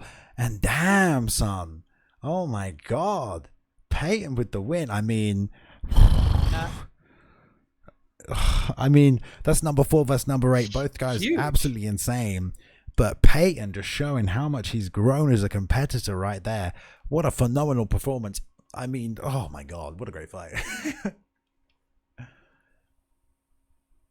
If you would ask anybody when they were talking about this fight between Colton and Combo and Payton, we saw the 64 wins to 14, and we saw ranked number 8 versus number 4. Everybody would think this is an upset, but like anything can happen on any given day in the virtual fight octagon. You need to come prepared, and you need to put your best foot forward. And we just saw right there, Payton able to put his best foot forward, able to get the rock, and able to stay with Combo to get the massive victory, which is huge because he's going to be knocking on that title door right now on the Xbox. Yeah, Payton will be, and you know he's been waiting for it for a long time. I mean, that's one of the best performances that we've ever seen from Payton. I mean, definitely someone who's always been at the top level. Sure. But to take out a guy like Combo, I mean, some of you may be new to the esports scene for UFC, but Combo training out of regarded by many to be the best camp, of one of the best camps, I should say. There's no big camp, best camp, but Vegas MMA with some of the best fighters and definitely one of the best strikers. Payton, never really been in that question for like the top of the elite, but right there, what a performance by Payton. I mean, we'll see how far he can go, man. We'll see how far he can go. I'm excited for Payton right here. I fought Payton once, he beat me, so obviously clearly he's very good. I'm just kidding. I makes me feel better about losing to him now. I was like, oh, he was quite good actually, Payton. Don't worry, guys. For sure. I'm just kidding. All right, man. Wow, great job by Payton right there. All right, geez, right. What's next? Yeah. My gosh, what a nice little fight and aperitif to keep us going. Now, Balin, we're going to the main card. This is the start of the main card. We're halfway through ESFL 70, and it's just gonna get bigger and bigger because we got E. Gonzalez versus Kiefer, aka Drizzo, in the welterweight division. Huge matchup right here. Damn. Do you have that? Because I don't. Wait. I have. I do. The link. I do. It's I'm good. I'm good. We're good to go. Got it. They're good All to right. go. there might be some volume with this fight, which would be nice. Here we go. All right, looks like it is. And like you said, welterweight division. I thought that was Colby Covington. You know, not him, but instead a great little matchup like here, like you said. Kiefer and Gonzalez. Oh my goodness, I can't talk. You take over, Kings. Tell them what's going on. I got it. So Gonzalez had a great victory in his last fight against Colton. He went to 5-3, and he's facing off against a Kiefer who is Drizzo, who's 4-4 and trying to get above 500. So both guys desperately need this win to get back into the contender picture of the title shot of the PS4. So anything is possible, and we see it in the welterweight division. Anything is possible with these kind of fighters. Yeah, and again, man, we've got some real vets on the card tonight. I mean, lots of these guys have been fighting in the ESFL for a long time, and as well, you know, season 2 right now, we've got the 9th fight right here for Gonzalez, and also the 9th fight for Drizzo. So both these guys, you know, they want to walk away with a win. You know, been up and down all season. Can they finally put a nice run together, a nice chain of wins to try and get them up there in that top spot? I mean, on any given night, they both got the skills, you know, to put it together, make the right decisions, and not make the mistakes, you know, that they may have made in past fights that cost them those fights. So we're kicking off the main card right now. This is the first fight on it with 2 great vets here, so expect a good fight. Grappler versus stamina. I mean, I'm excited right here. I'm grappler versus striker, not stamina. But here we go. Gonzalez taking on Drizzo. Let's get after it. Oh my god, nice jab inside. And right now in the phone booth. Now for me, I usually love Wonderboy Thompson in this fight, but it's kind of a nightmare matchup for Wonderboy Thompson because he doesn't have the grappling stats that St. Pierre has, so he needs to keep this standing up or maybe go to the clinch and try to prevent any takedowns from Drizzo. Yeah, and I like Gonzalez's jab right here. I mean, sometimes you commit to the same strike over and over again. It can be quite easy to read.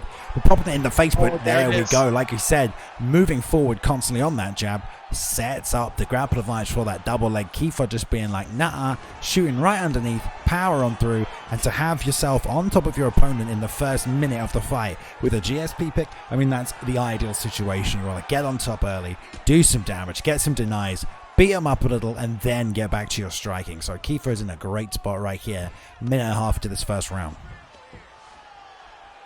I mean, when you look at the stats of Wonderboy Thompson in the bottom game, it's an 88 for his bottom game, and the top game is also 88. So he's already in a disadvantage against St. Pierre, who has high marks in the ground game. So if Gonzalez is able to get up or just limit the amount of damage that he's taken in this position, he'll be good to go once he gets back to the stand-up game.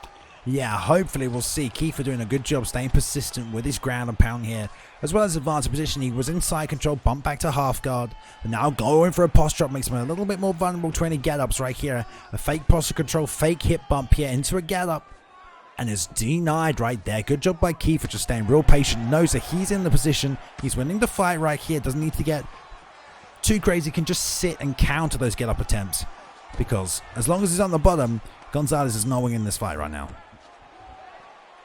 Yeah, it seems like he tried to go for a backslide in that half guard position. It was just not working out. He kept on getting denied. I would love for him to like try to get St. Pierre into the full guard position to just limit this amount of damage, because once you're in the side control and that half guard position postured up, you're just taking damage to the head, and that's not going to work out for you, especially in the trade opportunities when you go back to the stand-up. Yeah, Gonzalez coming out, trying to put that jab in the face of Kiefer, keep that pressure, not let him get, you know, pushed back to the cage, because if you get you back to the cage, man, it's very easy to get taken down a whole number of ways. So keeping forward with that pressure, but obviously didn't work out. Kiefer getting that early takedown, really making it work for him right now. And you know, we've got 50 seconds left in this round. He got taken down in the first minute and a half, so spent a massive part of this first round on his back. Just gonna have to kind of absorb the information that got him down here as he moves into the second, and not let this happen again. I mean, this is definitely an adaptable situation if it goes to the second round. If I'm Gonzalez, be prepared for Drizzo to or Kiefer to stay standing up, because his head health is low for Wonderboy Thompson. There we go. So if he's feeling like he's comfortable enough to stay in the stand-up game, because he did so much damage in the ground, he might stay standing up. Yeah, and like we said, I mean, that's the ideal situation if you're a GSP, right? You want to take your opponent down in the first round, beat him up and then you're okay to strike. You got the stamina advantage. You've already done some damage to him, maybe even hurt their block a little bit. So yeah, Kiefer definitely, if he wants to keep it standing, will have the advantage stat-wise going forward. But we'll see what E. Gonzalez does and makes the adjustments. It was just that duck under that jab. And look at Kiefer planting and throwing right here. 2-3 punch combinations. Nice double jab. Jab lead hook right here by Gonzalez. He is, you know, making a nice little striking attempt right here, mixing some stuff up, blocking that double jab. Just going to be careful about how much momentum he uses going forward, because that's what he got ducked under and double leg before.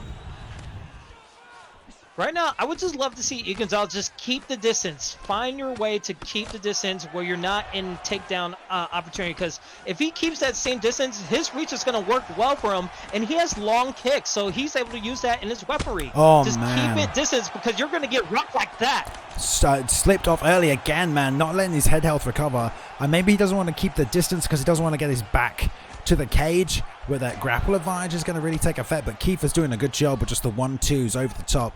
And he slipped early on that straight, didn't land it, and Kiefer straight came back, got him a rock right there, nice and early. So, yeah, Gonzalez in a bit of a stuck position. He's got all this stamina, but, you know, his head health is taking a bit of a barren right here already. Nice double jab, doesn't land the straight to the body. A nice rear leg side kick that is pretty unique to GSP right there from Kiefer, who's now getting pressure to the cage a little bit more. If Gonzalez can mix up to the body, there's that slip straight he was looking for earlier, and a nice lead hook as well. There it is. Faking the uppercut and still using that jab, but committing to that a little too much, as what him got double legged earlier, but pulling back on it, hit a nice 1-2 to the body and putting that jab back in the face. And Gonzalez obviously wants this pressure, wants to smother Kiefer, limit his decision making, and just overwhelm him a little. Now sit in the pocket and trade nice and tight right here.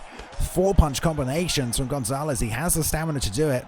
And Kiefer now whiffing a little, and it's starting to cost him a little. There's a beautiful jab lead hook, straight lead hook again. Nice work by Gonzalez. Mixed up with the 4-puncher, just really working on this blog right now. This is a lot of pressure right here. This might have been a down low complete. I mean, this is such a night and day difference from round one. I mean, Gonzalez was able to stay consistent, using the jab to just poke that block gauge and able to land with that, like, left hook.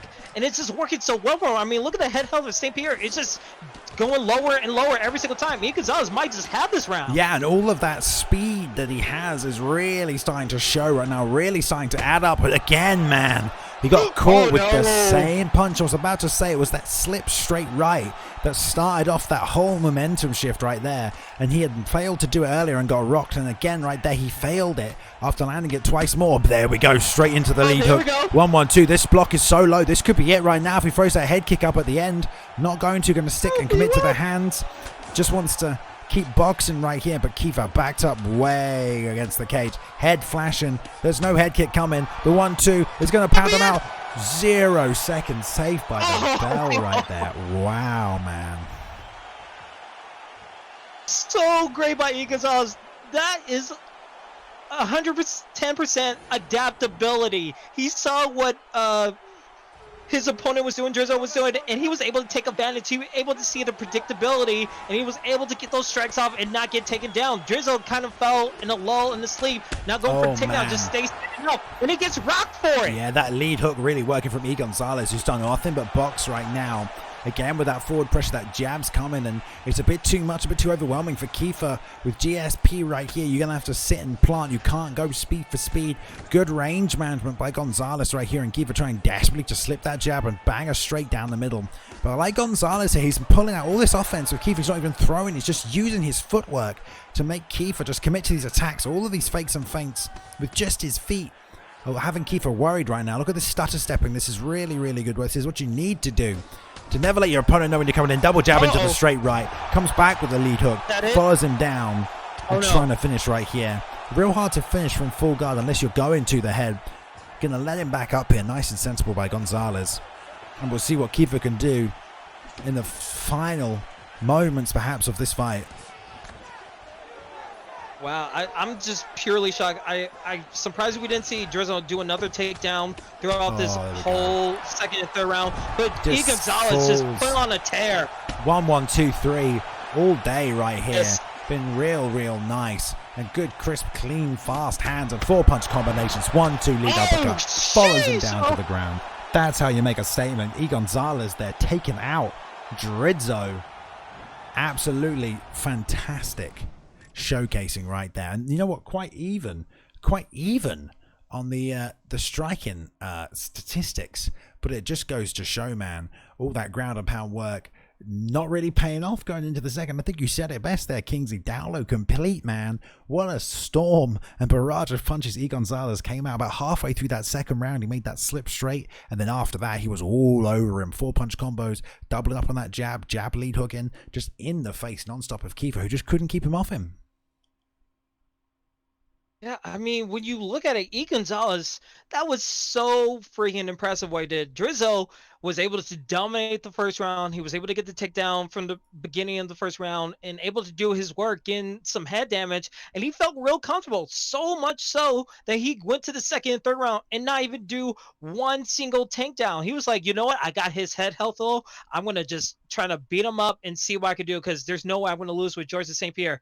But E. Gonzalez using his best weapon in the game, the jab. The jab just destroyed the blockades. It opened up the hooks for him, and it just dismantled his opponent to get the incredible comeback victory. That was just pure execution on E. Gonzalez's part. Incredible. Yeah, I think definitely his jab was just out there flicking all night. And like you said, the block gauge, man, you can use that as a weapon. If your opponent is just blocking a lot like he was, you can really just hurt that. And you don't even notice, man, about halfway through the fight right there, you can't block as many strikes in a row. It's not a case of you can block 4 and then your block gauge will fill up. You can block 4 and it's going to fill up to about 70%, then block 3 and it's going to fill up to about 50%, and then block 2 more, and then your block gauge is on, 40%.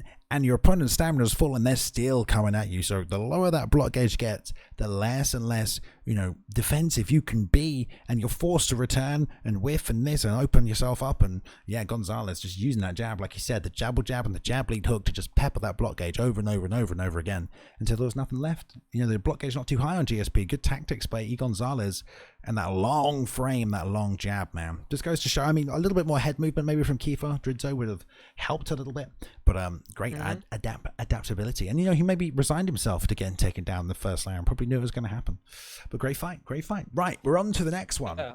Gorizon taking on Professor right here. Two guys who are hoping to move their way all the way up these rankings to the title fight. They're up high on the card right now. The Coco main event of the evening, as I like to call it. And yeah, they're going to be taking it on right here at lightweight is the name of what it's called. I think so, yeah. It's lightweight. We see a Tony Ferguson versus a Kevin Lee, which I'm all for. If he goes Kevin Lee, I will love it. It seems like he's going with it. I don't know much about the perks of Kevin Lee, but I know he is a beast in the octagon. So it's going to be really interesting how he matches up with a Gorizon Tony Ferguson, because that is a huge difference in ratings and skill right there. I mean, Kevin Lee's grappling is very good in this game, and his striking, I believe, is either an 89 or a 90. It's really not that bad. I think he's a little slow and doesn't have the highest footwork or the highest block, I don't think, or head movement. But apart from that, he's high 90s or 90s with most of his striking stacks. So, if you've got good timing and you're picking your shot selection, you can still compete standing up. But he's got a lot of power for sure. And yeah, he's got great grappling, great takedowns, and really good clinch work. So if you get that top position, even on someone like Tony Ferguson, you've got one of the better top games in the division. You will be able to hold that top position if you have the skills to make it happen. But yeah, Gorizon taking on Professor. Gorizon, a vet here. Professor also slight vet, not too much here in season 2. So we're going to see how it goes. Gorizon coming out with that T-Ferg pick, going to come forward with the pressure. And Gorizon known to grapple as well, so wouldn't be surprised if we see some of that. Another key thing, Kevin Lee has a 1-inch reach advantage, so he's able to land strikes a little bit more closer to the vest, especially in his phone booth. So Gorizon needs to watch out in these trade opportunities and maybe just land his combos, but take the gas off the take the pedal off the gas and just make sure he's not getting pieced up right now. Yeah, I mean, one thing we didn't talk about, obviously the stamina is going to play a factor. It depends if Gorizon wants to come out and try and take that stamina away, or just come out nice and fast and keep the pressure up and keep it fairly even. But the output level from Gorizon will be able to be higher as a result of this, the stamina differences right here. Nice stepping snap jab to the body. Doesn't land, But Gorison doing a great job. 2-5-2 right there. I like it, and this is good body work and head work from Gorison. Already a rock right there, a rear uppercut sneaking in. And you can really see the speed difference right here. Professor just not able to return or even meet him. Nice slip straight and gets what he wants. That beautiful power double into side control. We'll see some Kevin Lee attributes coming off right here. And if Gorison can use that full guard, rubber guard of Tony, now he's back to it. But gets that takedown the way he wanted, and that's a big slam. Yeah, and we know Gorison has trouble with grapplers from the past. I mean, he was able to adapt and able to work on his ground game, but when he faced a Vita X, he had a huge problem going against the clinch and the ground, but it seems like he's adapting a little bit more. Yeah, we'll see. Back to the feet right now, though. We'll see if Professor can set up another takedown. They will score points, you know. It's not just about getting that top position. If it keeps going all the way to this nice pull counter straight, and look at the patience from Professor. Absolutely fantastic. Just waiting on it, waiting on it. I got the distance, pull counter straight, and beautiful power double. Back to this top position again, and now slowing it right down here. Nice deny. We'll see if he goes for some damage into the crucifix, but good work by Gorison. Very much aware of that. Yeah, very, very skilled defensively right now in the ground game. Now, his best bet is trying to get back up, and you can see that stamina is kind of low compared to Kevin Lee. And into full very mount. nice pass. Figure out a way to get some damage in this posture up position. Yeah, can't sleep on Kevin Lee's submission game either. I believe he has a 2-stage rear naked choke. I don't know if that's going to come up, but it is an option and a path to victory for him in this fight. If the stamina gets that much of a difference, this is real good ground and power work right here. Professor showing off what you can get with Kevin Lee in that top position, but a good sweep right there by Gorison on top. Maybe he's been working that T-Ferg because he's been struggling with the ground game. Like you said, if you got T-Ferg, you can strike and hit the ground as well. It's still power in the hands of Tony, so I don't feel like he's not a good striker, but definitely has the grappling stats to complete. But nice switch, hits it there, circles round to the back. He's going to end in this position as we finish up this first round. Yeah, excellent first round for Kevin Lee right there. I mean, able to get two powerful takedowns and able to just work his way in the ground game. So if he could continue that and just be consistent, he might have this fight. Yeah, we'll see as it plays in. I mean, he has to get those takedowns first. Gorison going to come forward with that pressure now a little bit recklessly, man. Just standing there in the pocket, content to trade, not sitting at the end of his punches like he was earlier in the fight, getting right on the edge of that range of Tony. Snapping those two off there, nice work. But the head health of Professor deteriorating, slight lag right there. The double jab pumping out, two fake slip. This time, nothing, doing another preemptive slip straight right, but there's the sprawl from Gorison and the leg check. And snapping that jab straight to the body. Jab, lead hook as well. Good work by Gorison. Yeah, you can see Gorison just able to unleash jabs and find his way to deny those takedowns and just find a way where he can keep the stand up. But now he's a little bit of a situation going to this clinch right here, Balin. Yeah, we'll see what the clinch game of Professor is like with Lee. Gonna have good stats. Re-pummels back here. Fake by Gorison gets the near side pummel there. Nice work again. A fake into a knee. Fakes the rear side pummel. Tries to hit the inside pummel again. Doesn't get it. And now beautiful takedown. Another power slam. That's 3 is landed now. Will start to hurt the body a little bit as well. They do a fair amount of damage. Those power takedowns. Can't sleep on those. And we almost saw like a north-south position. I would have been interested to see what Kevin Lee could do, but now going to the side control right here, and I think he's trying to set up a little bit of a crucifix. Yeah, and he's got it right here. Gorison wisely rocking to get out. We'll see if he can get it back to that side saddle. Still big damage coming in. That block is down right there. I mean, there's nothing left on it. 4 of those and it's done. He's going to pummel from the back. Like we said, he does have a good submission game. Oh, is he going to roll for the knee bar right here? He is going to try and roll through for this knee bar. He's looking I don't know if he's going to get it. Gorison trying to search. At least he's trying to get him out of this position right here. Advancing to a 3rd stage. So close. Oh, he's just slipped out right there. Back to side control. Taking some damage. I mean, that's the benefit of having a Tony Ferguson. You have benefits of getting those submissions right there. So if he's able to get another chance like that, he might be well versed in it. Interesting to see how much left, how much right leg health damage Professor took right there from that one knee bar attempt. That's kind of cool. That you can use that as a strategy, kick low and go for those knees. It's pretty nice. All right, now back to the stand-up game. Oh, nice pull counter by Gorison. Straight lead hook to the body, follows up as well. Good work, and here we go. Gorison sitting on the edge of these punches now. Who's doing a lot better work early on. Expect Professor to try and find a way back into that takedown with 50 seconds left. Flicking that double jab out, and now Gorison trying to intercept.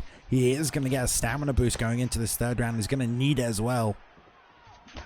Professor have a slight advantage in that regard, but you've got to watch that head health for Gorison. His block is down. Oh, and there's a straight left right down the middle. The power of Kevin Lee not to be slept on. Big lead hook comes to the body, and they're coming over the right hand as well. Might just have to ride this round out. Use some of that good recovery stack. Tony, beautiful pull counter. Almost get caught with that straight left again. Oh, and the head kick lands before the third round. Yeah, I mean, the Professor's favorite move was the jab, and it was working really well. He did the double jab, and it was able to set up a hook, able to rock Tony Ferguson a little bit. Now, if he could do that, maybe go another takedown, he might have this whole fight in the bag, while Tony Ferguson just needs to find a way to just open his opponent up, because it's just not working for him. Yeah, Gorison get that stamina boost. Walk straight into that three-punch combo. Nice sprawl, though. But he's going to have to do some big damage right here. Slowly but surely, Professor with that ground and pound and those slams to start to wear down those high head health stats of T. Ferg right here. And Gorison going to have to be careful trading in the pocket. And there we go. An example of this, a difference in the damage done right now. Can't sit in the pocket and trade with the Kevin Lee at the power advantage. And you're down your head health like that. And Gorison making it known, trying to still move forward, still implement pressure. Nice catch with that right hook right there. He's doing good work with these straights and lead uppercuts from the outside. Go back to those maybe. Fire off some longer combinations. Take advantage of your stamina while you can. Some push kicks and fight off the cage. But this is just good work by Sliv. Consistency with Kevin Lee right now.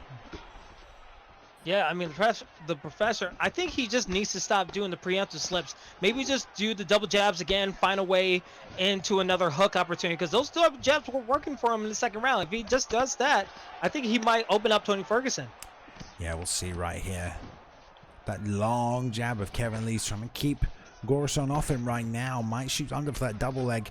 One more time, the straight to the body Lee hook comes up top, but the 1-2 catches Gorison. He can't eat too many of those, especially moving forward. There's a little 4-punch combo winging, but the block gauge stays high right here. So much left on that. It's going to let him cover up. He won't even need to move his head too much. Professor's still trying to preemptively slip with that right hand. If he catches Gorison, to do some big damage, or he'll try and set up that takedown with it. Nice pull counter into the straight right, but there's a single collar grab. He's going to get a nice knee to the body right there. Trying to get that break, but doesn't get it. Now he's in full tie. Good job. And an ankle pick out of nowhere. Nice defense, though. Yeah, very defense. And we can see there's like going to be 2 minutes left further on. I think Gorison needs to put the pedal to the metal and just find some way to get a knockdown on his opponent, because it's just, he's running out of time here. Well, he's stalking it. He's looking for it right here. One lead jab, 1-2, just whiffing wide, and there's that slip again right there. Oh, the knee! In slow motion, it lands. There it is! Good work by Gorison. It's just not enough damage right now. Oh, there, slipped under with a big right hook. That block is so low. Panic shot. Oh, this could be huge. By Professor. If he can work this out, Gorison get something big, and a spinning elbow is a beautiful big right hook that caught him right there. And I didn't even know how to score this.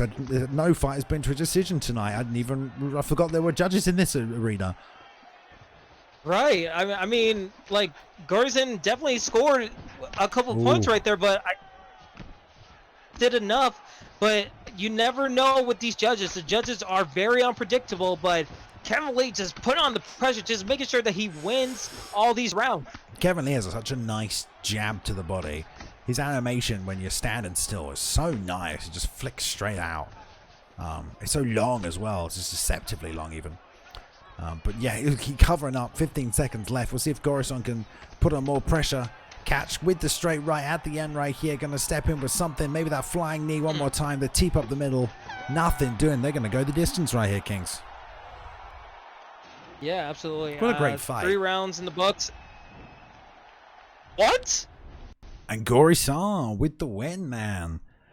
Did land more significant strikes. That top game and that damage definitely, you know, counted for something, but just not enough right there, man. Just not enough. We didn't get to see it, but it happened, man. Gory-san getting the win. Moving to 2-1, taking that O off Professor right there. Wow. Not gonna lie, I'm a little bit shocked at the result. I could see it going Gorizen's way. He definitely did a lot in that fight. I just thought the takedowns by Kevin Lee with the ground control and the damage that he did, along with the rocks that he had, would have gone to his favor. But Gorizen had a skillful plan where he was being defensive. He was able to get the rock. I mean, we saw the flying knee in the 3rd round. He was able to put in some work. So kudos to both guys. I'm just really shocked about the result. I mean, never leave it to judges. Yeah, never leave it to the judges. I mean, you can kind of give that first round maybe to Gory-san.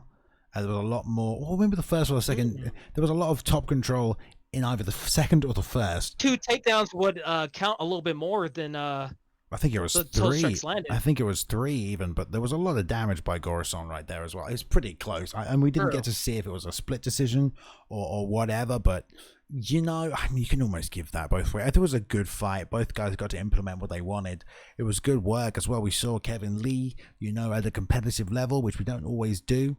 Yeah, that's what happens when you can't get the finish, you know. And at the end of that fight, Gory-san was the one coming forward and putting on that pressure and getting those rocks. But he was so dangerous to getting, you know, so close to getting taken out himself as well. So, like you said, it's yeah.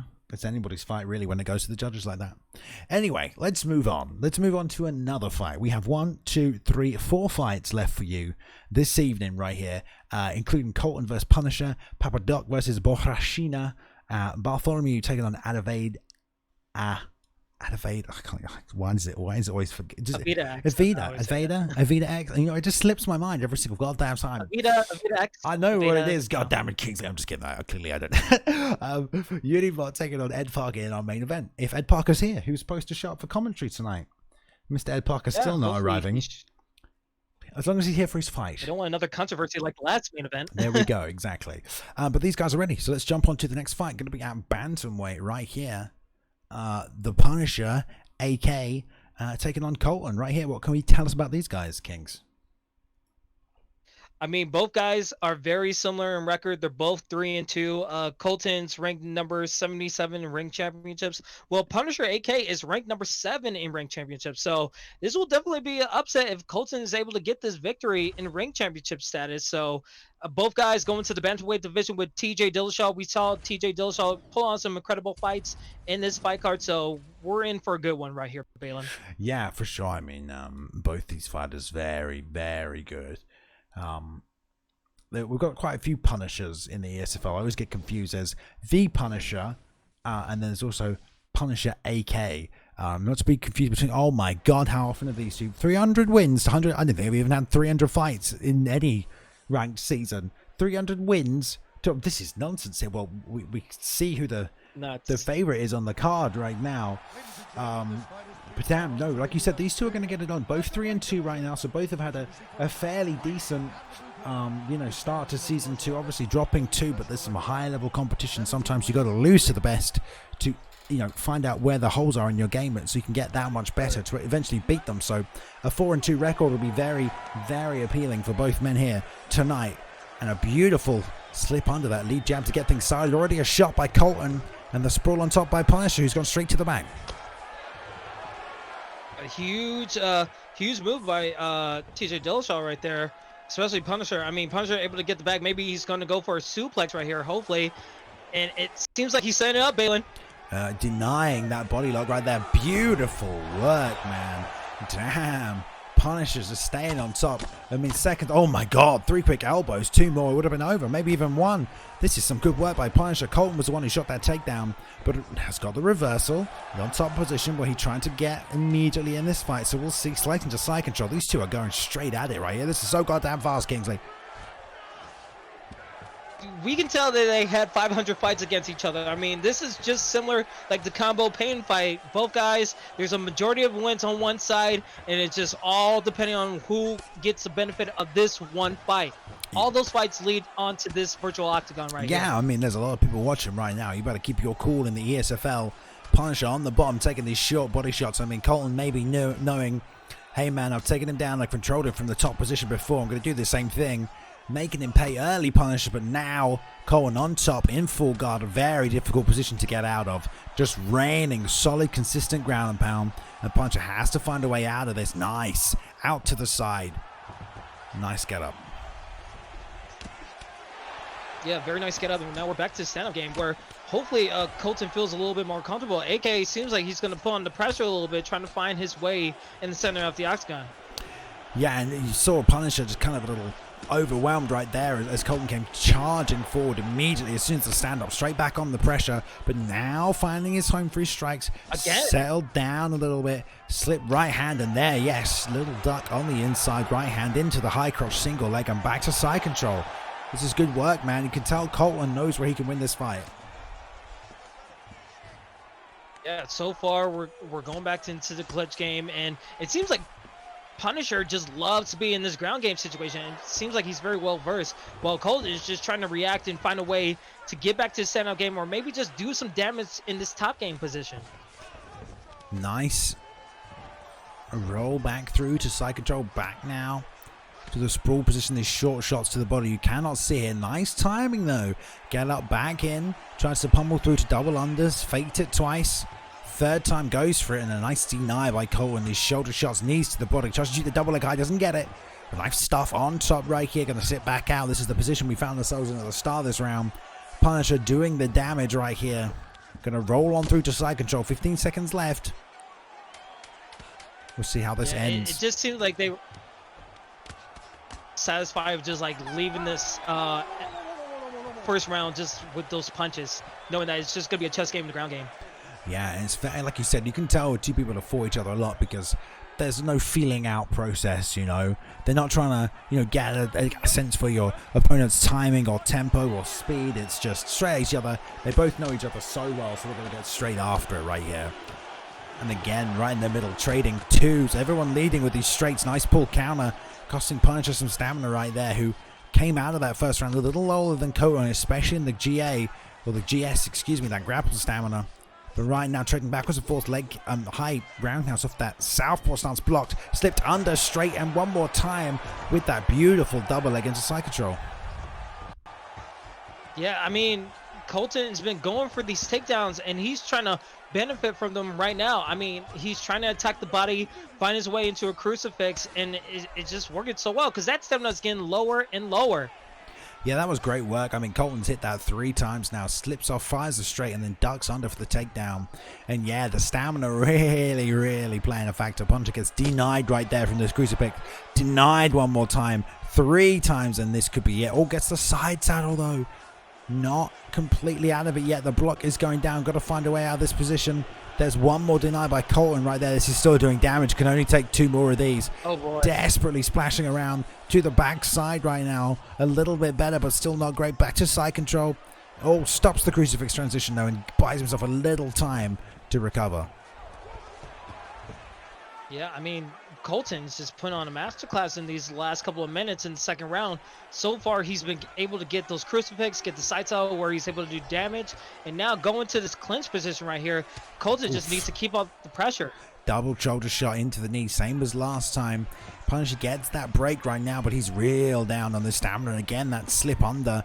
Tries to land it, doesn't get it. That straight's going to take some stamina off the advantage that Colton's built for himself, and Punisher stepping in with the right hook now, not even caring. Knows just wants to throw some big punishment as the Punisher right here and stop Colton from just walking forward and able to get that takedown again. The ducky roundhouse is clipped off the head, and there's the right hand trade, pushes him down straight back on top here for Colton. Yeah, I mean, Colton right now has just been taking control of the second round. The stamina's low for a Punisher. He's not getting the benefit of the doubt in the ground game. It's just an onslaught now for Colton, and he's just working the body right now. Yeah, this full guard position, you can just use some good, consistent ground and pound from here on. We talked about that in the first round. Back to the feet, man. I'm really impressed by Punch. He's able to get up from all of these takedown attempts.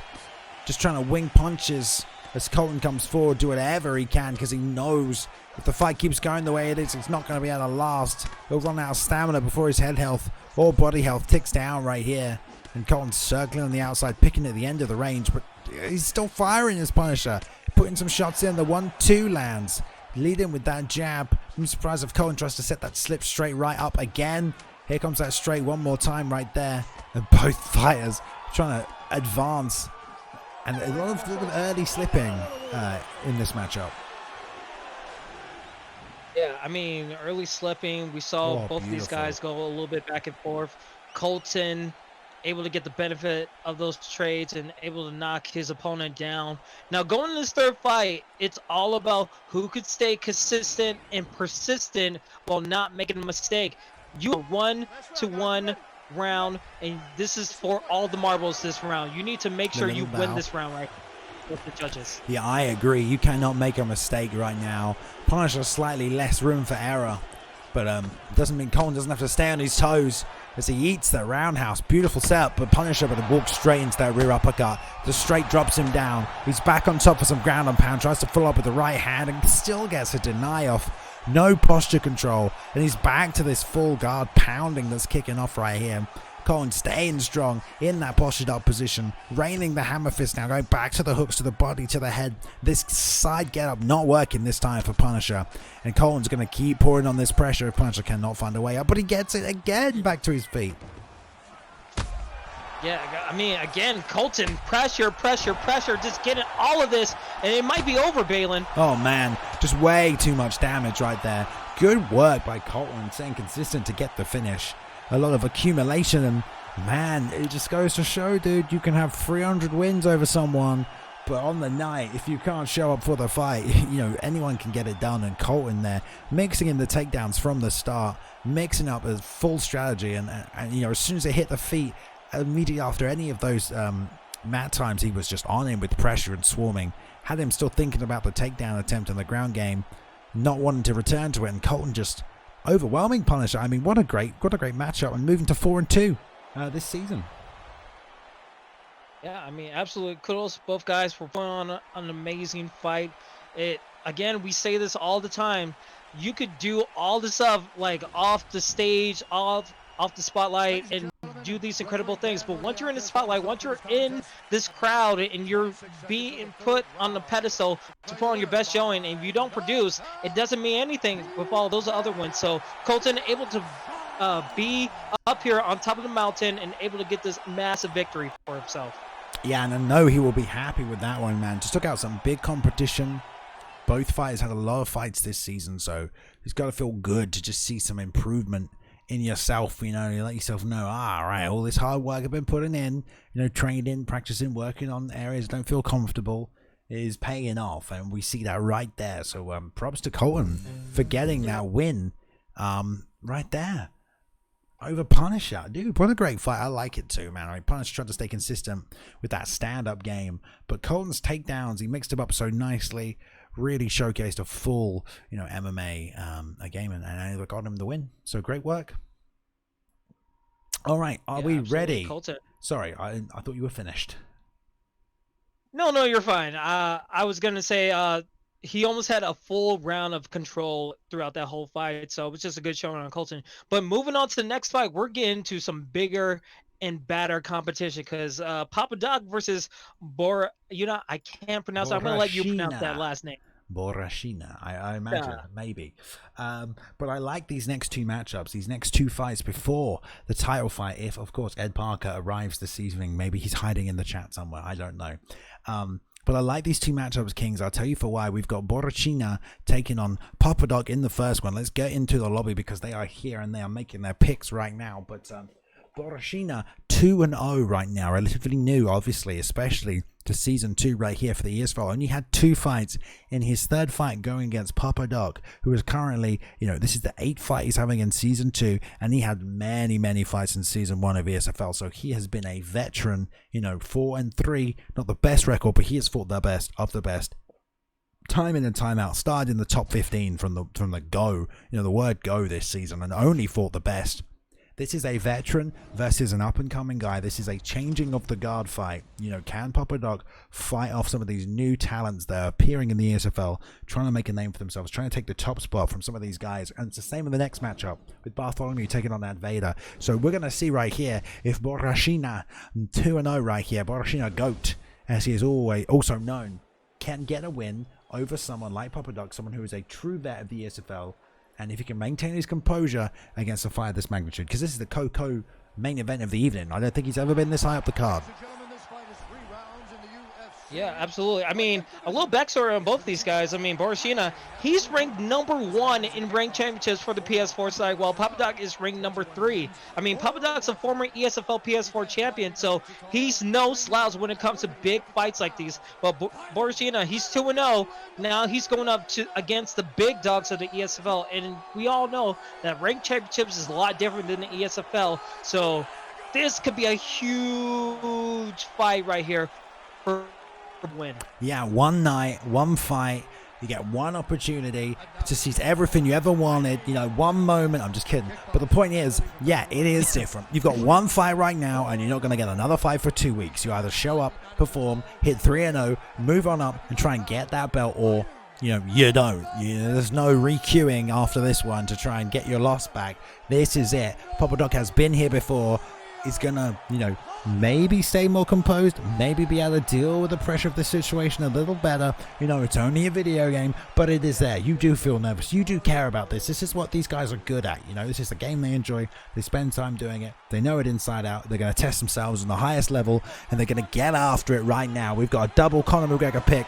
They're going to bow it out. The vet, Papa Doc, taking on Borrachina right here. Borrachina in the red, Papa Doc in the blue. Nice, straight to the body, man. See guys fighting in the phone booth, getting ready to use that Conor McGregor to his fullest. Both guys know the scene very well, and they're ready to put on the show. Yeah, I like the wide camera shot as well. This is nice. Papa Doc doing a great job planting, getting that 2 up top, but that 2 to the body, really taking advantage of that Conor McGregor left straight that he has. And a little stutter stepping in and out from the outside from Borrachina. Nice jump in. Turning sidekick to the body there as well, and another straight to lead this combo. Again, Papa Doc straight lead hook. Borrachina trying to step in. There's a lot of forward momentum for Borrachina. It's going to really add up if he keeps walking into these shots. Planting from Papa Doc. Borrachina moving forward. There's extra damage in every one of these hits. And now, man, Papa Doc getting flowy. Nice and easy. They're going for a 1 and 2 punch combos. Nothing complicated. And just planting every single time. And Borrachina whiffing on that uppercut to the body. Whiffing again right there. Papa Doc another pull counter. Already hit that twice, Kingsley. Yeah, already. Papa Doc just getting into the flow, feeling his comfortability in the virtual octagon. Well, Borrachina, he's whiffing a lot every time he moves forward. It seems like he's moving forward, he pauses a little bit, and then he tries to land while Papa Doc is moving back. So if he's able to just connect with those uppercuts, I feel like he needs to set up those uppercuts a little bit better. But right now, it just seems like Papa Doc is having... Hey. Just as you said that, he's... And look at that right there. Yeah.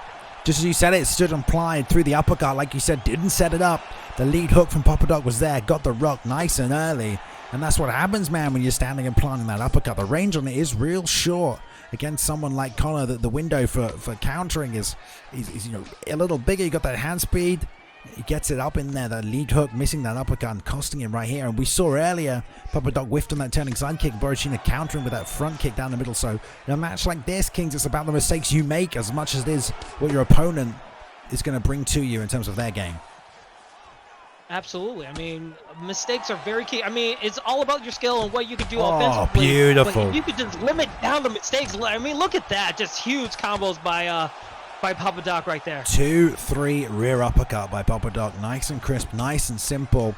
And just catching Borrachina, who's constantly moving forward in this fight so far. And when you move into strikes, if you're moving forward, you do take more damage. And it's making it a little easy for Papa Doc. He needs to reset, step in, step out, fake and feint before just walking in a straight line to try and land the combos on Papa Doc, because Papa Doc's going to be able to make those reads nice and easy. Perfect range and timing on that 3-punch combination by Papa Doc. Knew it was there. 2, 3, 6, and drop in Borashina right there with that 3-punch combo.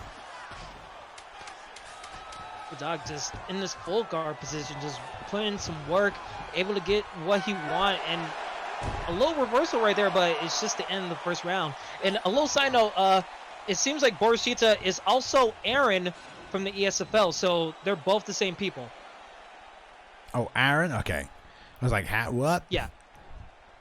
The name, I was like, they're the same people? How can they fight each other? Are they playing both controllers? Okay, that makes more sense. But yeah, we see right there in that first round, Papa Doc just corralling, you know, like a matador to the bull of Borashina right there, staying composed, plying the feet, landing quick, crisp combos. That was, I swear, you threw about three-punch combinations in that first round in Papa Doc, and every single one of them landed. So this is good, technical, efficient striking. And when he's not throwing out those little 3-punch combos, he's hitting 2s to the body, 2s to the body, 3s to the head, 2s to the head, 3s to the body, mixing up with these 2-punch combinations. So if I'm Borashina or Aaron, I'm slowing down and I'm trying to find openings for my offense rather than just constantly moving forward. Yeah, absolutely. I mean, Aaron, he just needs to find a way to just have that adaptability, because if he gets that adaptability, he will win this fight. I mean, he's doing some good work. It's just like he's being too overly pressured to be in this phone booth right now. It's not working to his benefit. Papa Doc is just easing his way through the fight. Yeah, Papa Doc, you can tell the composure's there, just not worried about being pushed forward this much, just really just looking for when he can and can't land his shots, pulling those that don't, aren't going to land. And there's a nice little rear uppercut to the body. He's landed again right there as Borashina. Now coming back to the head with it, trying to get it in there with a jump and turning side kick one more time. Did whiff on that earlier on in the fight, but comfortable to go back to it again. There's a straight left right down the middle by Borashina, but the lead hook check.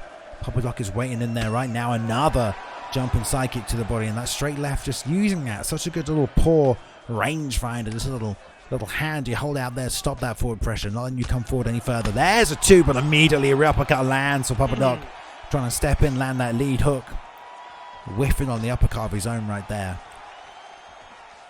Yeah, and you can see Papa Doc, like, he's able to use those switch kicks to the body, because Borashita, he's just moving in. He's moving forward, and he's not protecting his body at all. I mean, we saw 20-10 in body shots in favor of Papa Doc. If he's just going to move it forward, I would just attack that body nonstop.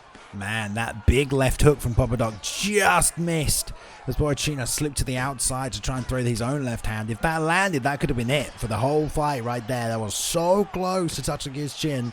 And now the stiff jab of Papa Doc once again. The pull counter uppercut, just a little too slow to catch him right there.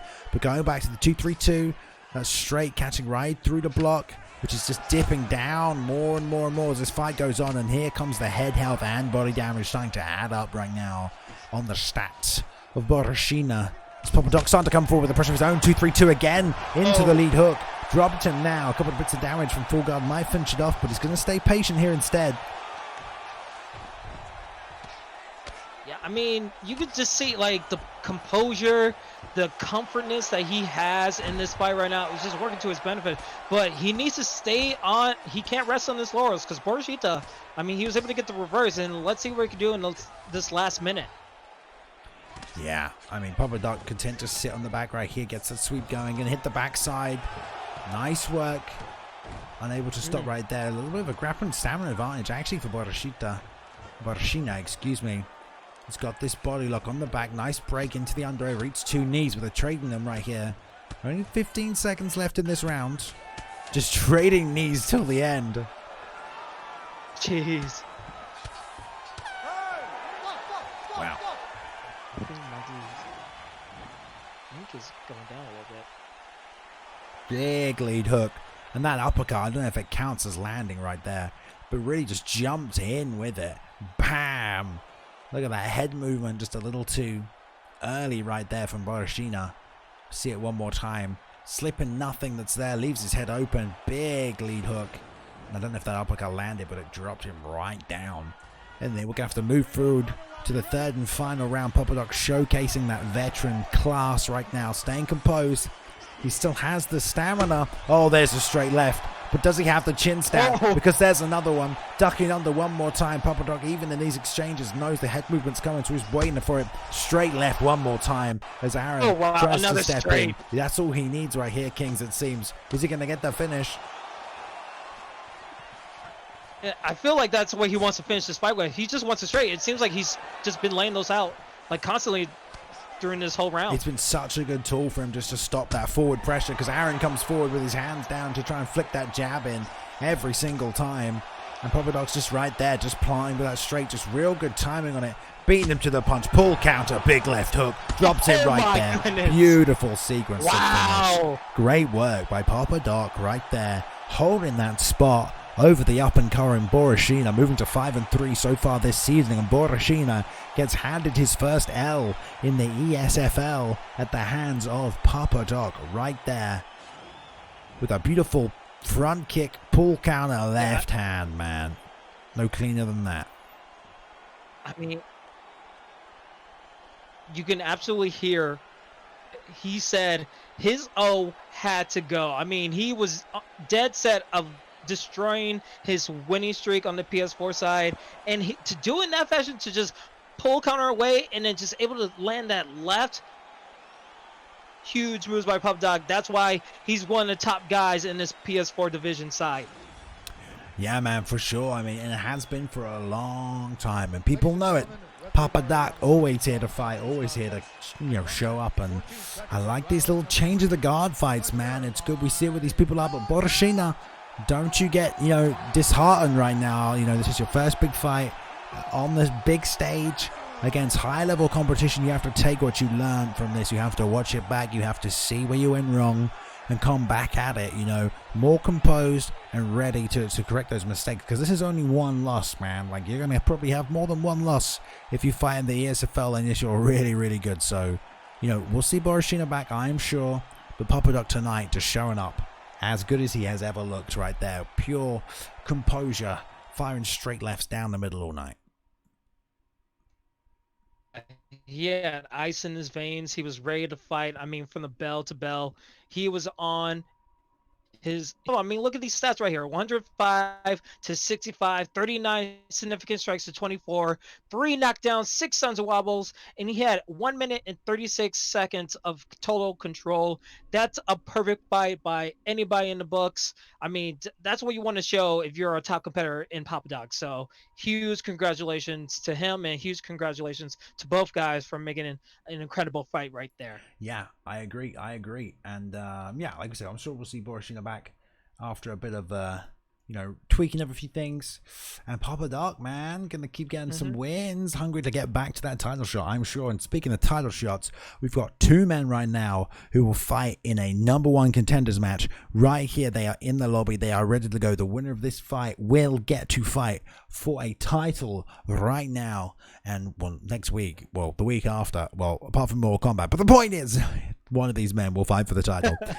Advader X is taking on Bartholomew, and like we said before, this is again a bit of a veteran taking on the up-and-comer, the new blood, a change into the guard. Bartholomew 3-0, Advader 5-4 this season, but still deadly as ever.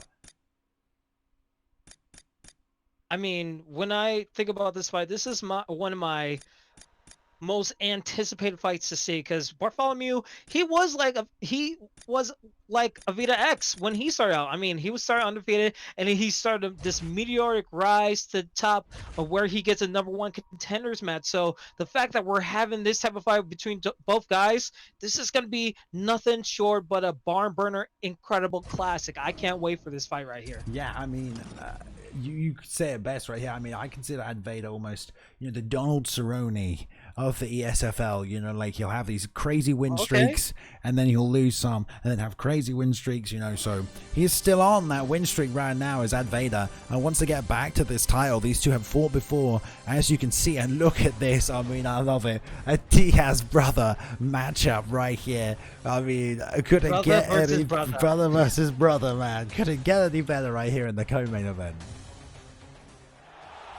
I mean, this is what you want to. I mean, you want to see unpredictability in fighter selections. You want to see incredible plays and moves in the virtual fight octagon, and especially in the co-main, when all the stakes are this high. #1 contenders match. This is what you want to see. EdParker02, is he gonna go striking? Is he gonna go grappling? Will Bartholomew become 4-0 and fight for his first ever championship title? There's so many things in this fight. I can't wait. Yeah, we'll see, man. Stat-wise, I mean, I think Nate has a little bit of a reach advantage and maybe a bit of a better takedown and clinch game, but Nick's going to be a little faster and hit a little harder and also have, you know, body snatcher and a little bit better head movement. Higher altitude. I mean, yeah. Nate Diaz has a lot of weapons in his arsenal. They both do, man. It's going to be really good to see how this goes and see how it plays out. But Bartholomew here taking the Nick pick, EdVader with the Nate pick right here. EdVader, like we said, number 5 in the ESFL rankings, 5-4 right now this season, on a hot streak, looking to get back to the belt that he lost, taking on Bartholomew, 3-0, undefeated so far in season 2. It's kicking off. Let's get it and see how it plays out. And right now, I want to see if they're going to just lean towards a brawl. It seems like they're going to try to go 100 miles per hour in the foam move right here, Balin. Yeah, Bartholomew coming out real fast, putting on the pressure. EdVader definitely looking to pick his shots. That 1-2 landed nicely. Almost got a nice slip straight off there as well, but the pressure of Bartholomew preventing that. Already EdVader doing a lot of planting and leaning on that straight left, which is real good. Like we said, has a little bit of a reach advantage. Coming back up the middle with the rear uppercut as well, which is nice work. In the straight to the body, we're already seeing a bit of a similar situation from the last fight. The veteran being a little bit more composed, sitting and looking to pick the shots a little more, but Bartholomew just trying to rush forward with that pressure. Great head movement from EdVader right here as well, slipping underneath these straight lefts. Yeah, but again, when you do those slips, you lead the risk of the move of death when you slip down and you get hit with an uppercut. And you can see Bartholomew, he's already prepping up that uppercut, so that might come into the future of these rounds. Yeah, but if they keep up this pace like this, someone's going to go down anyway. But they both have great chins. Beautiful work right there, getting that straight to the body by Bartholomew. That's really going to help, especially with that body snatcher perk. And a nice slip off to the side. These slip off uppercuts that EdVader's throwing, man, they're going to do some damage if he can land them. No real kicks from anybody yet, per se. Jab right hand, jab to the body. Bartholomew's pressure's doing nice right here, and EdVader's still trying to slip, throw some straights, but really covering up and taking his time. See, this what Bartholomew is doing is like kind of opposite of what Borchetta did. I mean, he is advancing, he is being aggressive, and he's not just standing in front of your opponent while you're that close. He's using these strikes. He has a game plan when he's being aggressive and moving towards his opponent.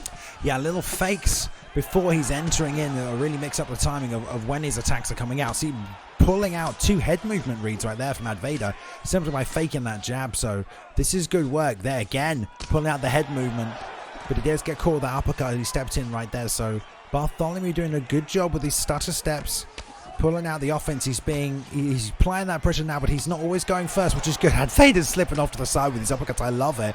It's working out nicely for him right now. Gets a nice pull counter. Hits another straight to the body, another straight to the body. He has to find an answer for that, because those are going to keep adding up, not only doing damage, but also going to interrupt any offense he tries to return right here. So he's got to find a way to stop this. Yeah, absolutely. But Bartholomew, he's attacking the body, and it seems like it's working a lot. He's been able to get some straights and some jabs into that body of EdParker02, and it's doing some damage. Ooh, flicking up top with a head kick. Not landing right here in a slip-off roll. Again, jab into the lead hook. Left hand straight coming. Nice down the pipe. And no takedowns from EdParker02 so far. 5 seconds left in this first round. Another roundhouse. Oof. Good opening round. Yeah, very excellent. I love the action from both guys. EdParker02, he's leaning more towards his striking game. It was able to give him the victory last time. Hopefully it works out for him. But right now, Bartholomew, he's keeping up the pressure. He's changing things up. He knows his opponent, so he's just able to get all these significant strikes and these toe strikes landed into his advantage. Yeah, I mean, slowly as that round went on, Bartholomew's pressure started to really weigh on Ad Vader, and it was hard for Ad Vader to land any offense of his own the longer that round went on. He's doing a lot of these slip single strikes. I'd really like to see Ad Vader commit to that straight that he was using early on, just planting and throwing that straight right down the pipe, just catching Bartholomew as he's coming forward, because everything he's trying to do right now is starting with a slip. And he doesn't need to do that. He can just throw strikes. Right. He can throw his 1-2. He can just throw his 2 lead uppercut. He doesn't have to slip every single time he's throwing, and that's what he's doing.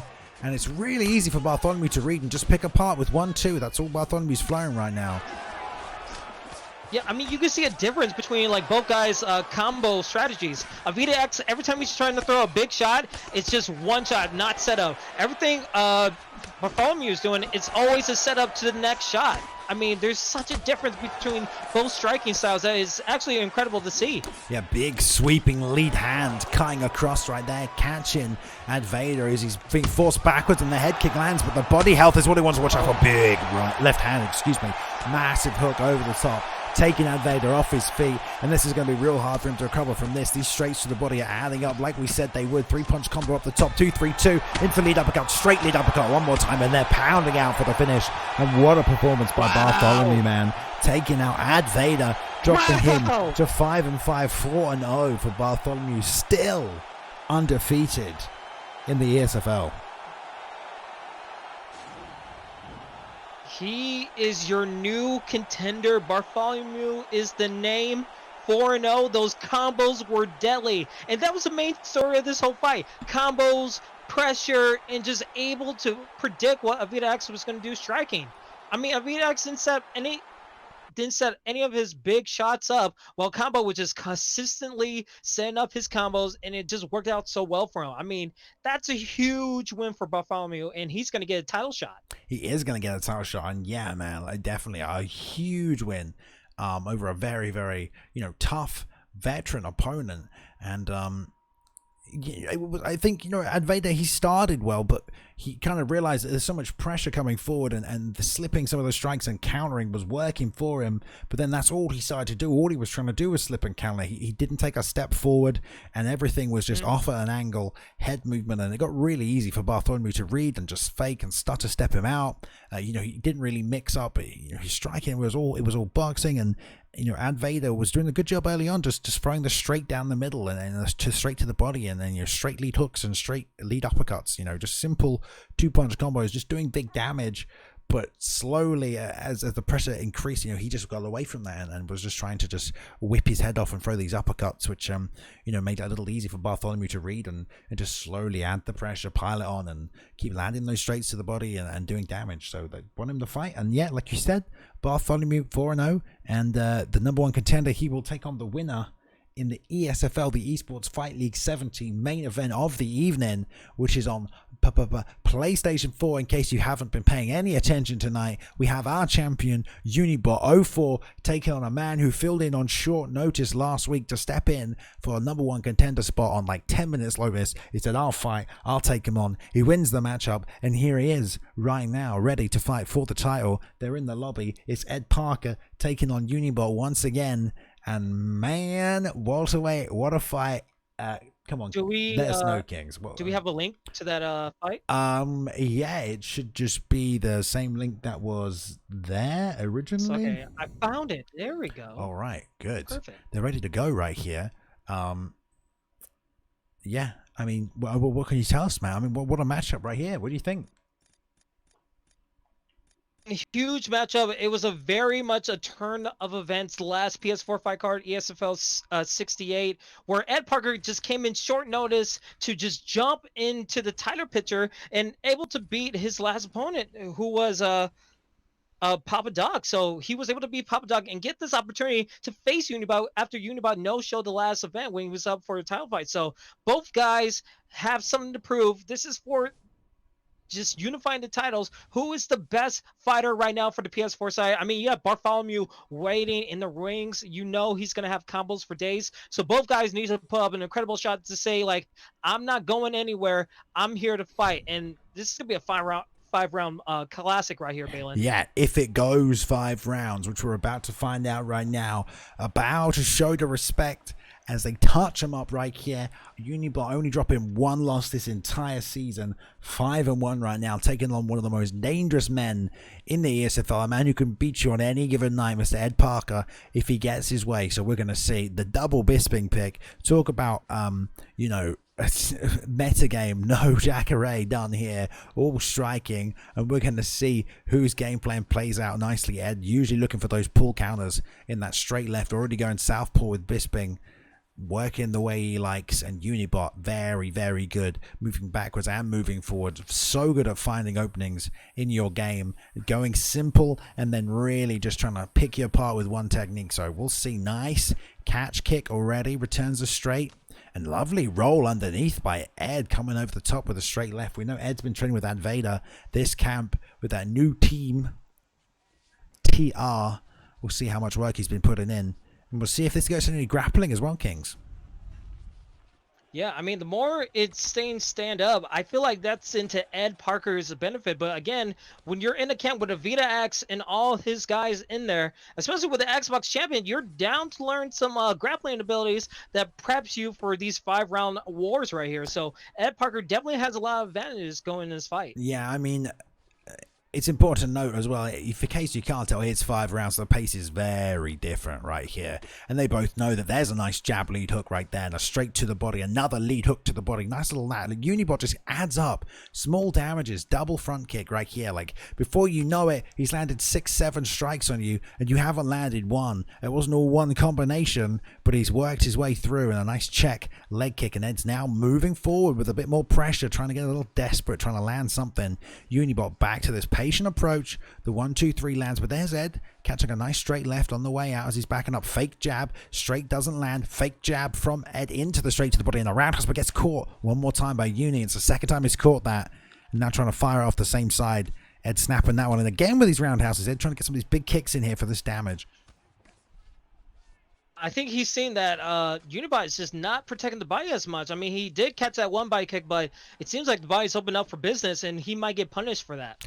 Well, Bisping does have a good chin stat, and you know, this fight ultimately will come down to stamina quite significantly if there's no big shots landed, because both these men are very technical and very defensively good. There's a big left hand right down the middle, and the pressure from Ed Parker is usually a thing. It's becoming a thing right now, but Unibot entering the ESFL in season 1, showing everybody how to fight off the back foot.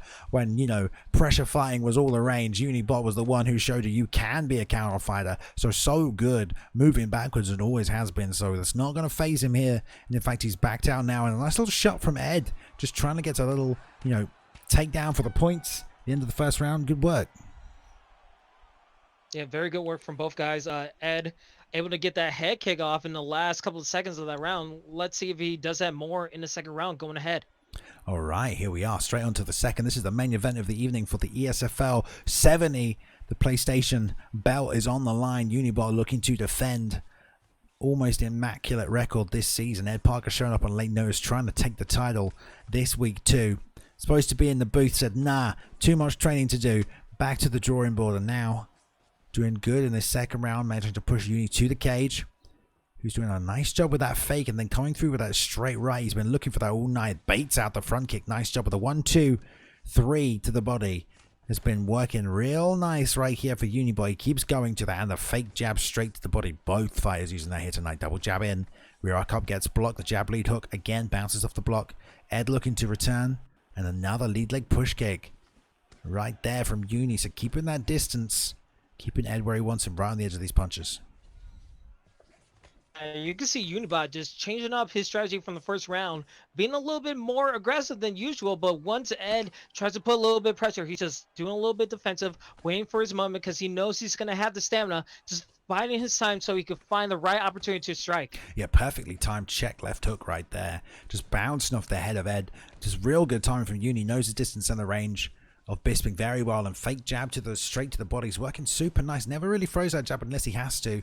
Did a good job landing a roundhouse as his own. And Uni getting real technical right now. Slightly to slowly pick apart Ed as Ed's trying to step in and land his big shots. And this is where you're Ed Parker. You can either try and turn up the pressure, because playing it slow, you're getting outpointed, or by doing so, by coming forward a bit more aggressive, are you going to open yourself up to more shots? And if you back up like there as well, you step into a big right hand. But he did return nicely right there, did Ed, with the rear uppercut. Another fake jab into the straight left. Great job and lands the head kick over the top. That's big damage right there for Ed. So he's starting to find homes right now, turning back that pressure on Unibot. Yeah, I mean, Unibot was able to get some damage out, but Ed, again, sending out that head kick and just open up to get a little bit of a stun right there on Unibot. If he just able to set that up a little bit more, maybe attack the body and just deny those push kicks, nice. He might be in business right there. Yeah, no leg kicks coming out from either fighter. We've really noticed that right now, but that's a great catch kick right there for Ed. I don't know if that counts as a takedown, but just sweeping him to the floor, pushing back. And a double jab fake right there, and jab fake into that right hand, or the left hand, excuse me, trying to land it. Nothing doing, the double jab bouncing off the block. Whoa, nice slip right there. Off the jab, Uni doesn't get it for the second time. A nice rear uppercut off the back. And now Uni freezing a little bit. He was flowing real nicely about the midpoint of this second round. Really just able to counter every bit of offense from Ed. But ever since Ed stepped back, took a time, came in with that head kick, he's looking a bit cleaner, bit more flowy in this second round, opening up and committing a bit more to his strikes, a bit more confidence in some of his power shots. He's been landing them. And Uni looking to just sit back, reset, and take it through to the third and get a bit of a momentum shift. Absolutely. It's all about momentum. I mean, this is a 5-round fight. You can afford to lose 2 rounds and still come back and win the next 3 rounds. So it's just better to reset, figure out another strategy, trying to have that adaptability, because you're not going to win the whole fight in just 1 or 2 rounds. You need to be consistent and win the majority of the rounds. Yeah, well, we'll see. Moving into the third, right here. Not even halfway through the fight, as you pointed out, and look at the stamina on both fighters, man. It's like they've not even exerted any energy. This is the best being picked for you, but also 2 guys who know how to maximize that. And Uni doing a great job there, ducking under, hitting that straight to the body. More of that's going to work again with that 1-2-3. That's been one of his best combos all night, Unibot. The 1-2-3 brings the hands up with Ed, and the 1-2 brings the hands up. The 3's always there. And Ed again starting this round aggressively, really working on that block of Uni. Rear uppercut lands beautifully right there. And Ed dashing out, covering low. Feeling that front leg teep kick that's been coming out all night right here. Maybe even trying to bait it out from Uni. He wants to catch it. He flaps it out a few times. Uni's going to fake jab, trying to hit that straight to the body. Maybe he's been stepping in with that too. There it is. Forward to Ed Parker doing maybe a head kick, because every time he's not doing any moves, I think he's trying to perfect the timing of the head kick to land out, because he's able to connect with 2 head kicks in each round. So if he's doing these little movements, maybe he's trying to set up a head kick or maybe a push kick right there. Yeah, gets it off, snaps it, and that head kick did do big damage for him off that same side straight. Like you said, wouldn't be surprised if he sets that up. He's trying to stick that jab in the face of Uni, who's now coming back with the 1-2 a little bit more aggressively now. Throwing that jab instead of faking it. And the push kick for Ed just keeping Uni back against that cage. Who's faking low double jab this time. Coming off the block of Ed, and the 1-2 comes back through. All of this is going to work down the block of Ed, even if it's not doing damage. And with the stamina so high, the block gauge is more important in a fight like this than your stamina really is, because it's going to be your main defensive tool. Without your head movement. Oof. 1 rear uppercut lands beautifully, and this is the damage from Ed right here. Even though he's in southpaw, he is starting to chip down and wear away that head health of Uni. Yeah, I mean, Uni is just on the back pedal. I mean, his block gauge is low and low every single time he gets hit with 2 shots. So Ed Parker's just realizing and able to just calmly just pick out his opponent. Yeah, it was a real momentum shift in that second round since that head kick, where Uni was flowing so nicely, really just dissecting Ed's offense. But now having to be the aggressor because he feels he's maybe down a little on the scorecards. And as a result, there we go. Beautiful 1-2. Just as we said that, the lead hook just misses right there. But Ed getting caught and stung right down the middle right there. Wait a minute, like you said. And now Ed having to back up a little bit. Yeah, and that will play a huge point in the eyes of the judges, but you need to make sure you have more significant strikes and more punches landed if that stun is going to count, because sometimes judges don't count stuns against significant strikes. You're right. A little bow to finish that round. Uni coming forward, showing him he's still got it. Puts that straight right down the middle.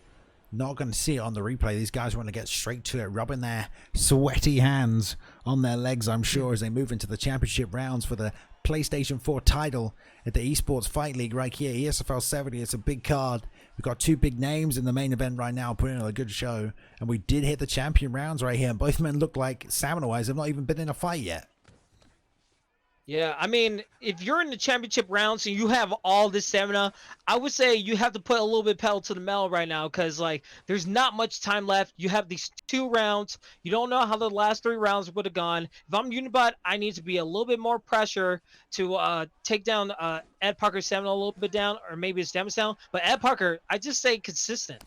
I feel like at this point, the stamina is not really going to play into the fight. If you're in the 4th round and you've got this much stamina, it's not really going to factor in, so maybe don't even worry about it. You know, you don't even have to change anything. It's not at the point where it's going to affect the outcome of the fight even. So just get back to what you're doing. Get back to your striking.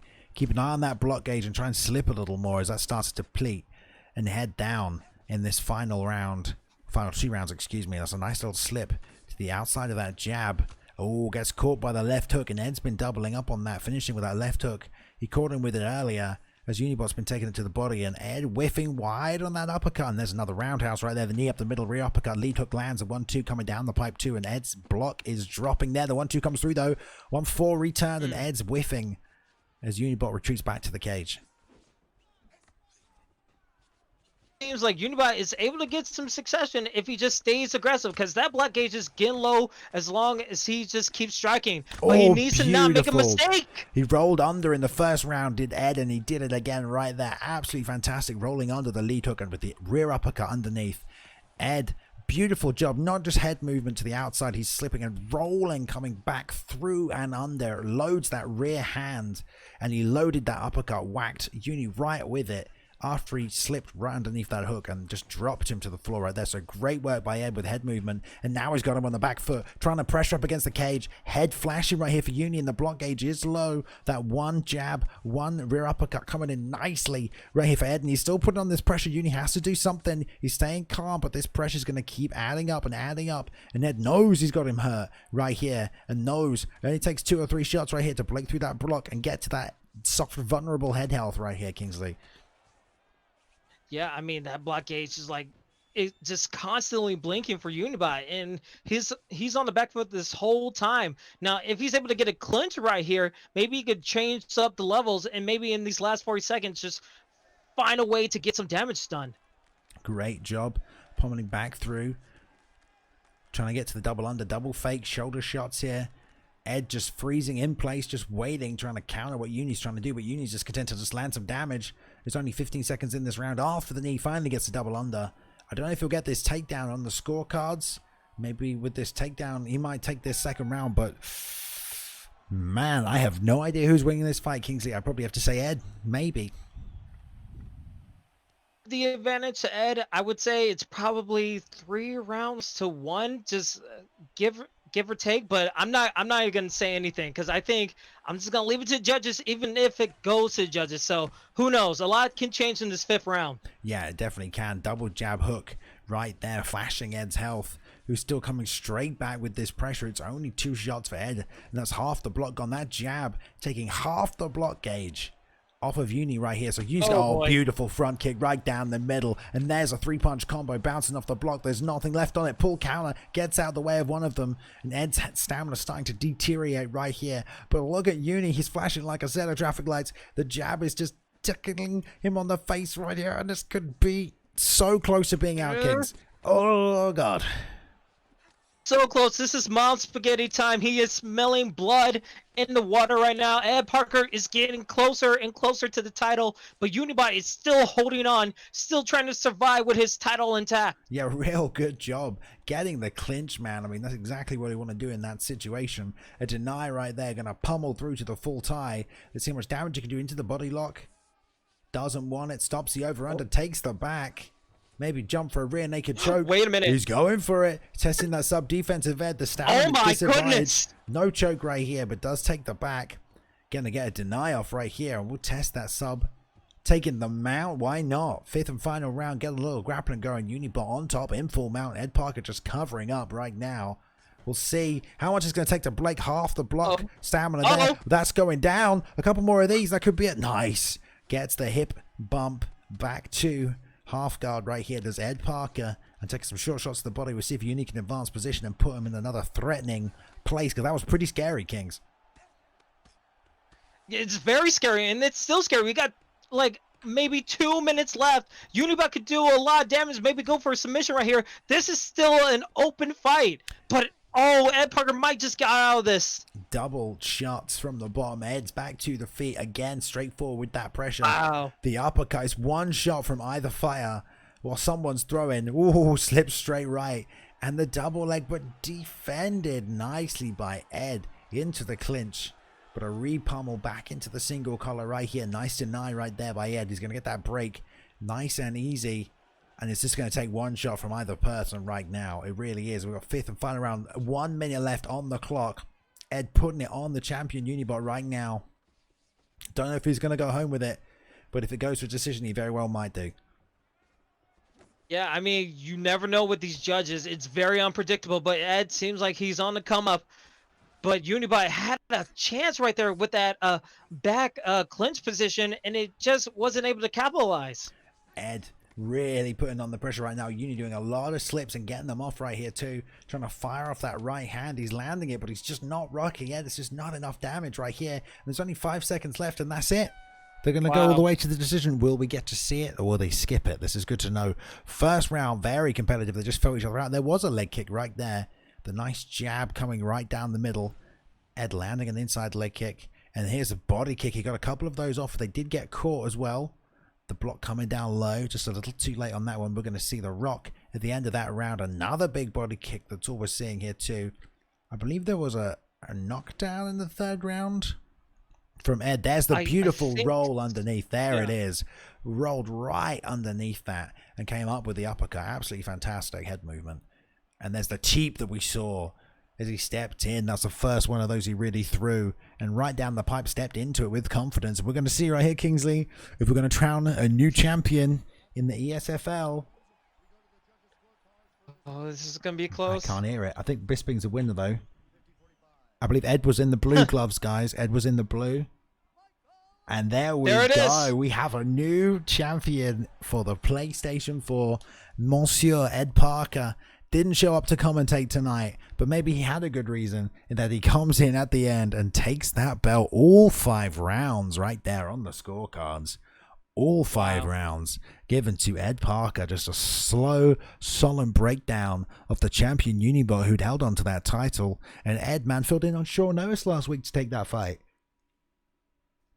A huge turn of events, and EdParker makes history because he's the first ever 2-time season 2 PS4 champion. So he's making a little bit of history with his dominating victory, 5 rounds to 0. I mean, EdParker had everything he wanted. He was able to be calm, played it like a chess game for this 5-round war, and he was just able to come up on top.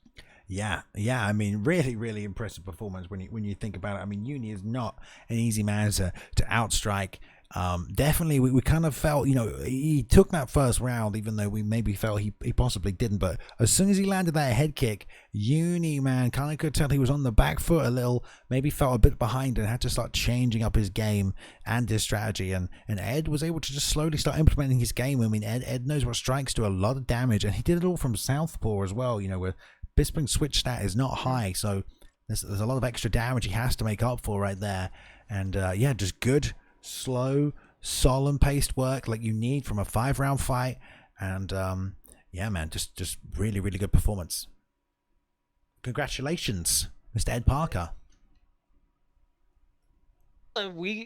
We have a new #1 contender. Bartholomew versus EdParker is the next title fight. And that's going to be a crazy striking matchup. Okay, I'm excited for that because Bartholomew looked great tonight. Let's see if he can, walk the walk against Mr. EdParker, someone who was tested, a 2-time champ. Like you said, right here, 7-2 this season. Bartholomew 4-0, undefeated. But man, what a matchup that will be, right? I'm excited for that one. Damn. Yeah, that it's a classic right in the making. I mean, you saw Bartholomew just pick apart Avita X with his striking and his pressure and his combos, while Ed Parker skillfully, he's skillful in his striking as well. So if we have a classic in our midst, we're going to see an ESFL 72 because that's going to be a hell of a matchup That's right right. there. Yeah, ESFL 72 in 2 weeks' time. Before the end of the month, that will be taking place next Sunday, the 23rd. We will have our Xbox champion defending the belt. And then after that, we'll have Ed Parker versus Bartholomew in the main event. Ed defending his belt again. And then after that, we will have our Mortal Kombat card, which will be the first of its kind here for the Esports Fight League. I'm looking forward to that as well. So we've got Xbox next weekend, PlayStation 4 after that, and then we're on to the Mortal Kombat card with all the big names you recognize from the ESFL, which will be great there too. So absolutely fantastic card tonight, I think, Kingsley. What a great bunch of performances from a whole load of people. Bartholomew looked great. Papa Doc showing he's still got it, taking out Borashina. Colton versus Punisher, what a matchup that was. Gorishon and the Professor. Great work right here. What a good decision. Gorishon back in the win column right there. E. Gonzalez showing that jab game against Drizzo. That GSP pick. So absolutely fantastic. What an event. Yeah, absolutely. I mean, for the performances, I got submission tonight going to Nico Go with that crazy first round submission. I got knockout tonight going to E Gonzalez with that come from behind victory with that knockout. And then Fire Night, I have to give it to Madeline and Epic Trolls, aka Michael, because those were just incredible fights. But everyone deserves a round of applause because they put their hearts out there in the virtual octagon for you guys, and it was just absolutely incredible. Yeah, I agree. And thank you all for joining us. I hope you had a good night tonight. ESFL 70 is in the book. 70 cards, that's a big number. We're going to take 71, 72, then we've got the Mortal Kombat card in 73. Well, I think we'll just call it the Mortal Kombat card. But it's been a good year so far. We've been going since January this year. Haven't taken a break yet. And we'll probably keep it like that as long as we can this year until we approach the end, maybe take a little season break before Christmas, and hopefully UFC 4 in the new year. So thank you for tuning in. We appreciate it. Thank you for watching these fighters. They show up to fight for you. So thank you all for coming to watch, and a good night from me. Good night from you, Kingsley, I suppose, as well. Yes. And thank you so much for attending, guys. I loved it. It's always been awesome being part of this community. Hope you guys enjoyed it on Twitch and YouTube, and we got more great stuff coming along. Yeah, we do indeed. Everybody have a good night. Enjoy your weeks. We'll be back next Sunday with the Xbox champ defending his belt as well. So we'll see you then, and take care. Good night, everybody.